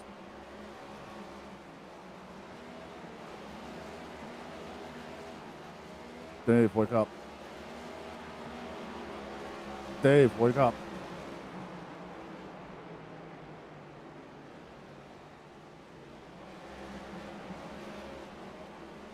Dave, wake up. Dave, wake up.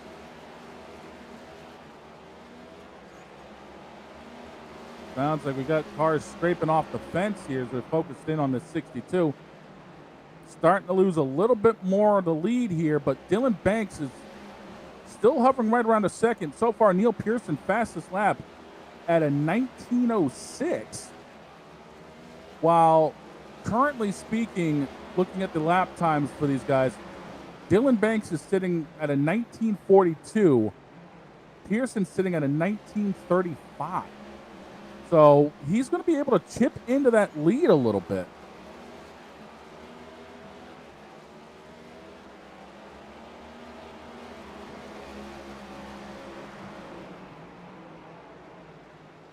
Dave, are you looking here? Dave.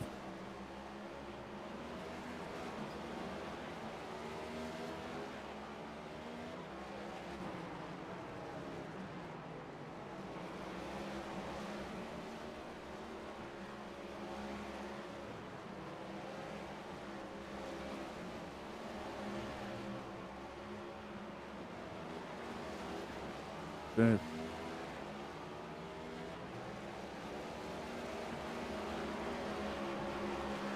Top guys are trading laps left and right here. Dylan Banks sitting again at a 19:46. Neil Pearson 19:48, which tells me they're starting to run relatively even. The tires are starting to trade off a little bit.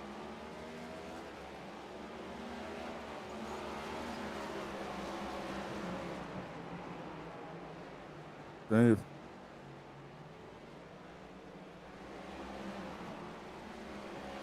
Dave.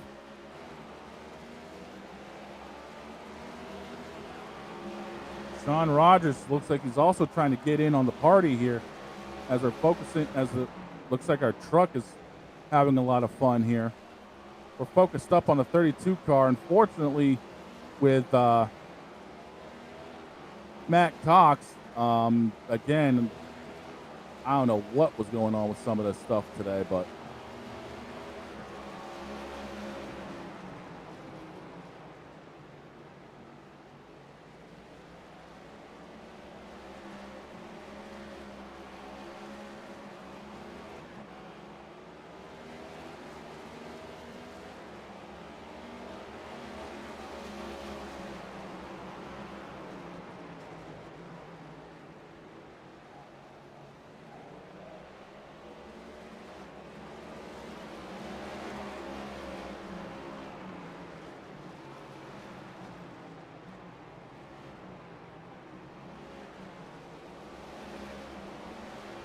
Dave.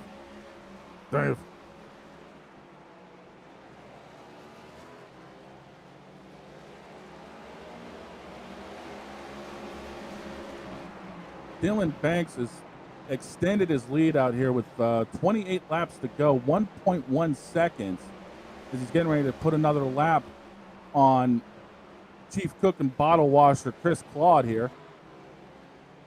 Thankfully, it seems like the field has finally stretched itself out a little bit. I don't know what's going on here. I think someone may have had one too many hot dogs over there. Dave.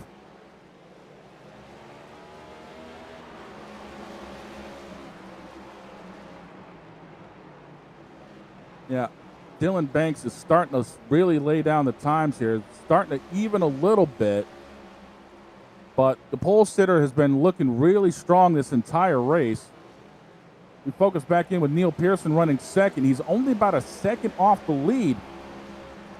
He's running clean air. It looks like the lap cars have been a little bit more graceful than recently. You can also see Neil starting to use those brakes up a little bit more, trying to chase down Dylan. The rotors are glowing like crazy on that 58 car.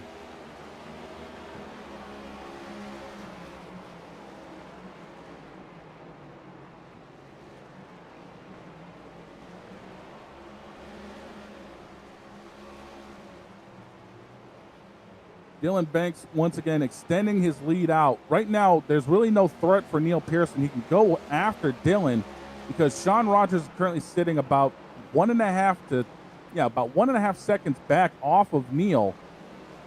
Dylan's got a 1.1 second lap. And Neil's going to have to really start, chasing him down more. He was going to try to put a dent in this lead because picking up a few hundredths here and there is not going to be helpful. I mean, that lap alone, they only had a hundredth between them. So, unfortunately, I really think that Pearson may not be able to close that gap up much. He's going to have to hope for another caution as we're getting ready to come down to 21 laps to go this time by.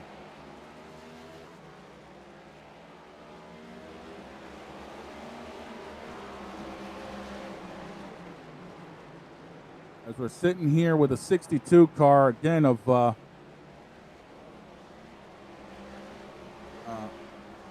John Wilco. Now we're focused up. Let me take a look here. You know, with some of these paint jobs, it's almost impossible to see the number on these cars. All right, Sean Rogers now is getting ready to move around that lap car, the 09. You can see Rogers' rotors are glowing as well. He's doing everything he can to try to close this gap up as we've got 19 laps to go. 3.3 seconds is going to be a little bit too much, as Neil Pearson is currently sitting 1.5 seconds back. Sitting back here with, I think, the 09. I believe that's who we've got here.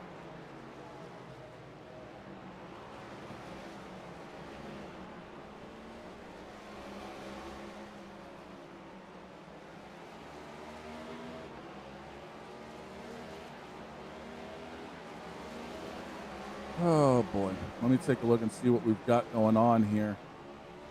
Get focus back in here with the leader, who's extended his gap to 1.6 seconds.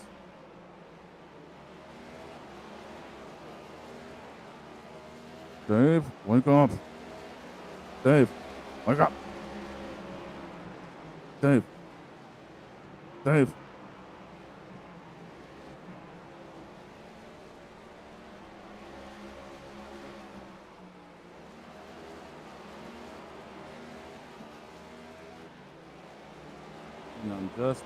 Hang on just a second, ladies and gentlemen.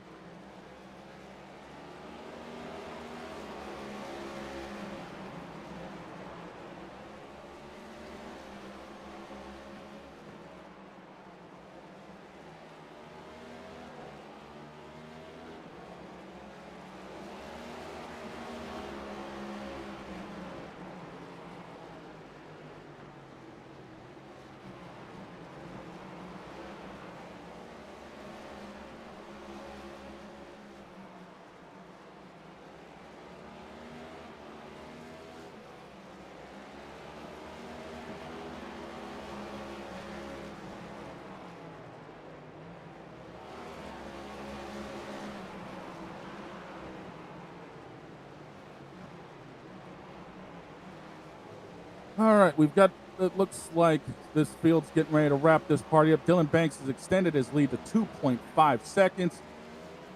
apparently everything is so enthralling to us old people, some of us have decided to start snoozing early. I mean, I know daylight savings time's screwed with everybody, but damn. If I could right now, I'd take a frying pan to somebody's head and try to wake them up. Dave, wake up! Dave! Dave! What is this turning into, a skit? Dave's not here? Meanwhile, Dylan Banks has really started to check everything out. Sean Rogers has actually closed up on Neil Pearson a little bit. He's only got about 7/10 differential between them. So I don't know if this is going to end up being one of those races where everyone's going to walk away from it or what's going to happen. But I think we're going to get ready to close to the fireworks.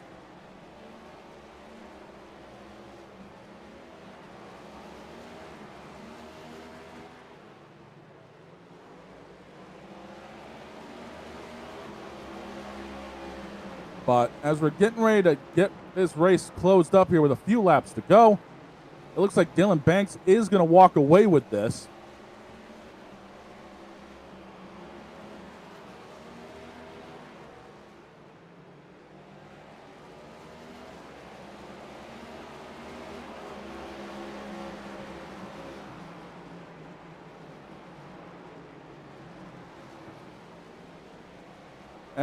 We're getting ready to have 2 to go. And Neil Pearson is still only 2.5 seconds back. Sean Rogers is trying to reel him in. The popsicle sticks are about to go down. There's going to be one more lap to go. Dylan Banks looks like he's about ready to punch his ticket. Neil Pearson has got 2.4 seconds to make up. I don't think it's going to happen. Sean Rogers is right there as we're focusing in on this battle. Dylan Banks is going to check out, pick himself up a win, get some room for that grandfather clock. Dylan Banks picks up the win here in Martinsville. The battle for second. Neil Pearson's going to barely hold off Sean Rogers. Woo! Finally got this taken care of.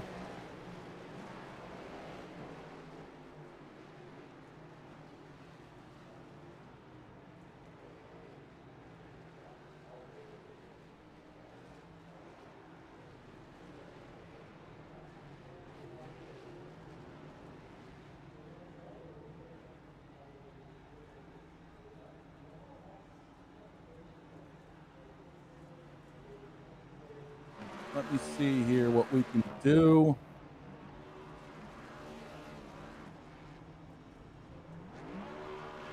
Let's see where everybody might have disappeared to real quick. I believe we have everybody getting ready to come into the booth.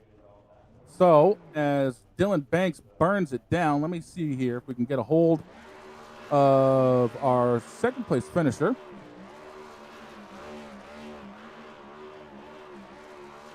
Hey, Neil, it's Shane and Dave up in the booth. You got a copy? I got a copy, guys. Hey, man, solid run there, finishing second. You had Sean breathing down your neck at the end of that.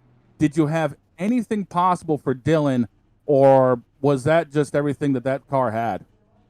It was everything at the end. I don't know if I had a bit of damage from the previous caution, and the car just felt loose like it hadn't before. So I don't know if that just didn't help me, or there was just the new tires and no fuel loosened it up and I didn't adjust. I don't know if it was that or me. So yeah, it is what it is. I mean, Dylan was driving great all race, you know, so he definitely deserves the win. So yeah, that Dylan looked strong all race long, but you were up there with him. Before we let you get out of here, you have any thoughts heading into Phoenix? It's not my favorite track, but I'm definitely going to be logging as much laps as I can this between now and then. Just, you know, get myself as best position as I can to get the championship. So, all right. Well, before we let you really get out of here, who helps you get it done on that 58 that you want to thank tonight? Yeah, my Australian sponsors: Southwell, Lifts and Hoists, Benmax, NP Designs. My American dudes, Bobby and Matt, Dirty South. And Ryko for the awesome sets as always. You guys for the broadcast. Can't wait to go watch it. and SNN for the good league. All right, Neil. Well, best of luck, man. Congratulations on that P2 finish, and we'll see you in Phoenix. Can't wait. That's Neil Pearson, driver number 58. And let's see if we can get a hold of third place here real fast. Hey, Sean, it's Shane and Dave on the booth. You got a copy? Yeah, I got you guys. How are you guys doing? Man, you had one whale of a race today, yo-yoing back to the front, from back to the front. What was going on this race for you? Yeah. I mean, I was in the front from the beginning. I got caught up in that wreck, kind of there at the beginning of the stage, the final stage. Went a lap down because I figured I could get it back easily, under caution. But that's when we started getting those long green flag runs, and then I don't know, the incident with the 18 cars. Yeah, it is what it is. Yeah, we saw that, and it looked up here, it was pretty blatant, but you know how everyone's going to see things like that. But still, you know, recovering to finish third. Did you have anything for Neil trying to reel him in, or did you end up using everything up trying just to get there? I think I could have maybe gotten by him. I don't think I had anything for Dylan though. He was quick all race. On the longer runs, I felt like I could probably catch up and get by Neil. They were both way quicker than me on short runs, but yeah, Dylan had the whole package. He definitely earned that win. Yeah, so third, I'll take it. Right. Well, before we let you get out of here for that third place finish to celebrate, any thoughts heading into Phoenix for the championship round? Well, I believe I'm in the show, so it's all or nothing. We're laying it all on the line. I'm trying to go get me a trophy. Well, before we let you finish that off and go get that trophy at Phoenix, who helps you get it done on that 44 car you want to thank tonight? Thank Amanda. She's always supporting me. She's always in the chat, cheering me on. Thanks, guys, at EMP. As a team, we push each other to do big things. So definitely shout out to them. Shout out to you guys for putting on the broadcast. I'm definitely gonna go back and always go back and watch the races. So it's always good to see. I always like hearing you guys. And shout out to Chris for putting on the league. All right, man. Well, celebrate this P3 finish. We'll see you in Phoenix next week. Sounds good, man. Thanks. That's Sean Rogers, driver number 44, who finishes third. And let's see if we can get a word real quick with the race winner. Hey, Dylan Banks, it's Shane and Dave up in the booth. You got a copy? I do, guys. Hey, from pole to picking up the win here tonight. You had yourself a bit of a yo-yo race. How did you end up getting yourself back up to the front? Oh man, Martinsville is so hard to pass. You got to set it up right, and sometimes it involves the bumpers being used, and they were definitely used some tonight. I can promise you. But yeah, just it was a kind of a split decision there in them last couple of cautions. Like, should I pit or stay out front? Because earlier in the race, Neil had about 30 lap fresher tires than me and flew by me like it was nothing. I was able to keep with him long run. And keep the gap with under 3 seconds. But yeah, man, when I was out front and there was like 40 or 50 to go, I was like, I've kind of made my bed. I'm just staying out and keeping the strap position. Yeah, and you were able to keep everything out because it looked like right towards the end of it, you were able to pull away from everybody. Did you have anything you were saving, or was it just straight out go this final segment? Oh, yeah, definitely saving. I was trying to like save for a couple laps, push for a couple laps, save for a couple laps, push for a couple laps. I was just trying to keep the gap between me and Neil big enough to where he couldn't use the bumper on me. That was the whole game plan. When he would start gaining on me, I would start pushing again, and when I got a big enough lead, I would try to save as much, because you can't push every lap at Martinsville. It'll kill you long run. So yeah, just yeah. All right. Well, before we get you out of here, do you have any thoughts heading into Phoenix for the championship race? Oh yeah, man. Very excited. Phoenix is my favorite track, and I think it's my best track. So, very excited. I know a lot of people complain about Phoenix, but the racing on iRacing is great. Real life, it's got its ups and downs. But yeah, I'm very excited. I can't wait to see who's gonna win the championship, and maybe we can go out there and go get another win. All right, well, before we let you get out of here, who helps you get it done, that 70 car that you want to thank for this win tonight? Oh yeah, gotta thank y'all guys up in the booth. Couldn't do it without y'all. So grateful for y'all. Shout out all the viewers tonight. We couldn't do nothing without y'all either. Very grateful for all of y'all. Big shout out to Chris Claw for putting on the league and all the admins, and shout out Neil and Sean on podium finishes, and shout out to Champ 4 heading into Phoenix, and shout out W Energy, 213simware.com, and EPI, Elite Performance Industries. All right, man. We'll celebrate this win, and we will get. We'll have a chance to see you next week, and as you said, maybe see another checkered flag in your future at Phoenix. Sounds good. I'll see you guys there. All right, man. That's race winner Dylan Banks with us, everybody. And before we get out of here, take a look at the final rundown for y'all. Dylan Banks, Neil Pearson, Sean Rogers, Bobby Anderson, and Tanner Marty are your top 5. John Wilco, the biggest mover, sitting in 6th after coming up 21 positions in this race. Tane Hodson, Cody McCorkle, Logan Gishbrecht, Eric Pompano, and Chris Claude take you down to 11th. Matt Cox, 12th. Diego Rodriguez, 13th. Chris Davis, Larry Miles, Ron Fitting, Austin Call, Michael Caffrey, Chris Custer, and Jeff Carson round out your 20. 21st, Ryan Samuelson, Noah Hamilton, 22nd. Matt Mackin, 23rd.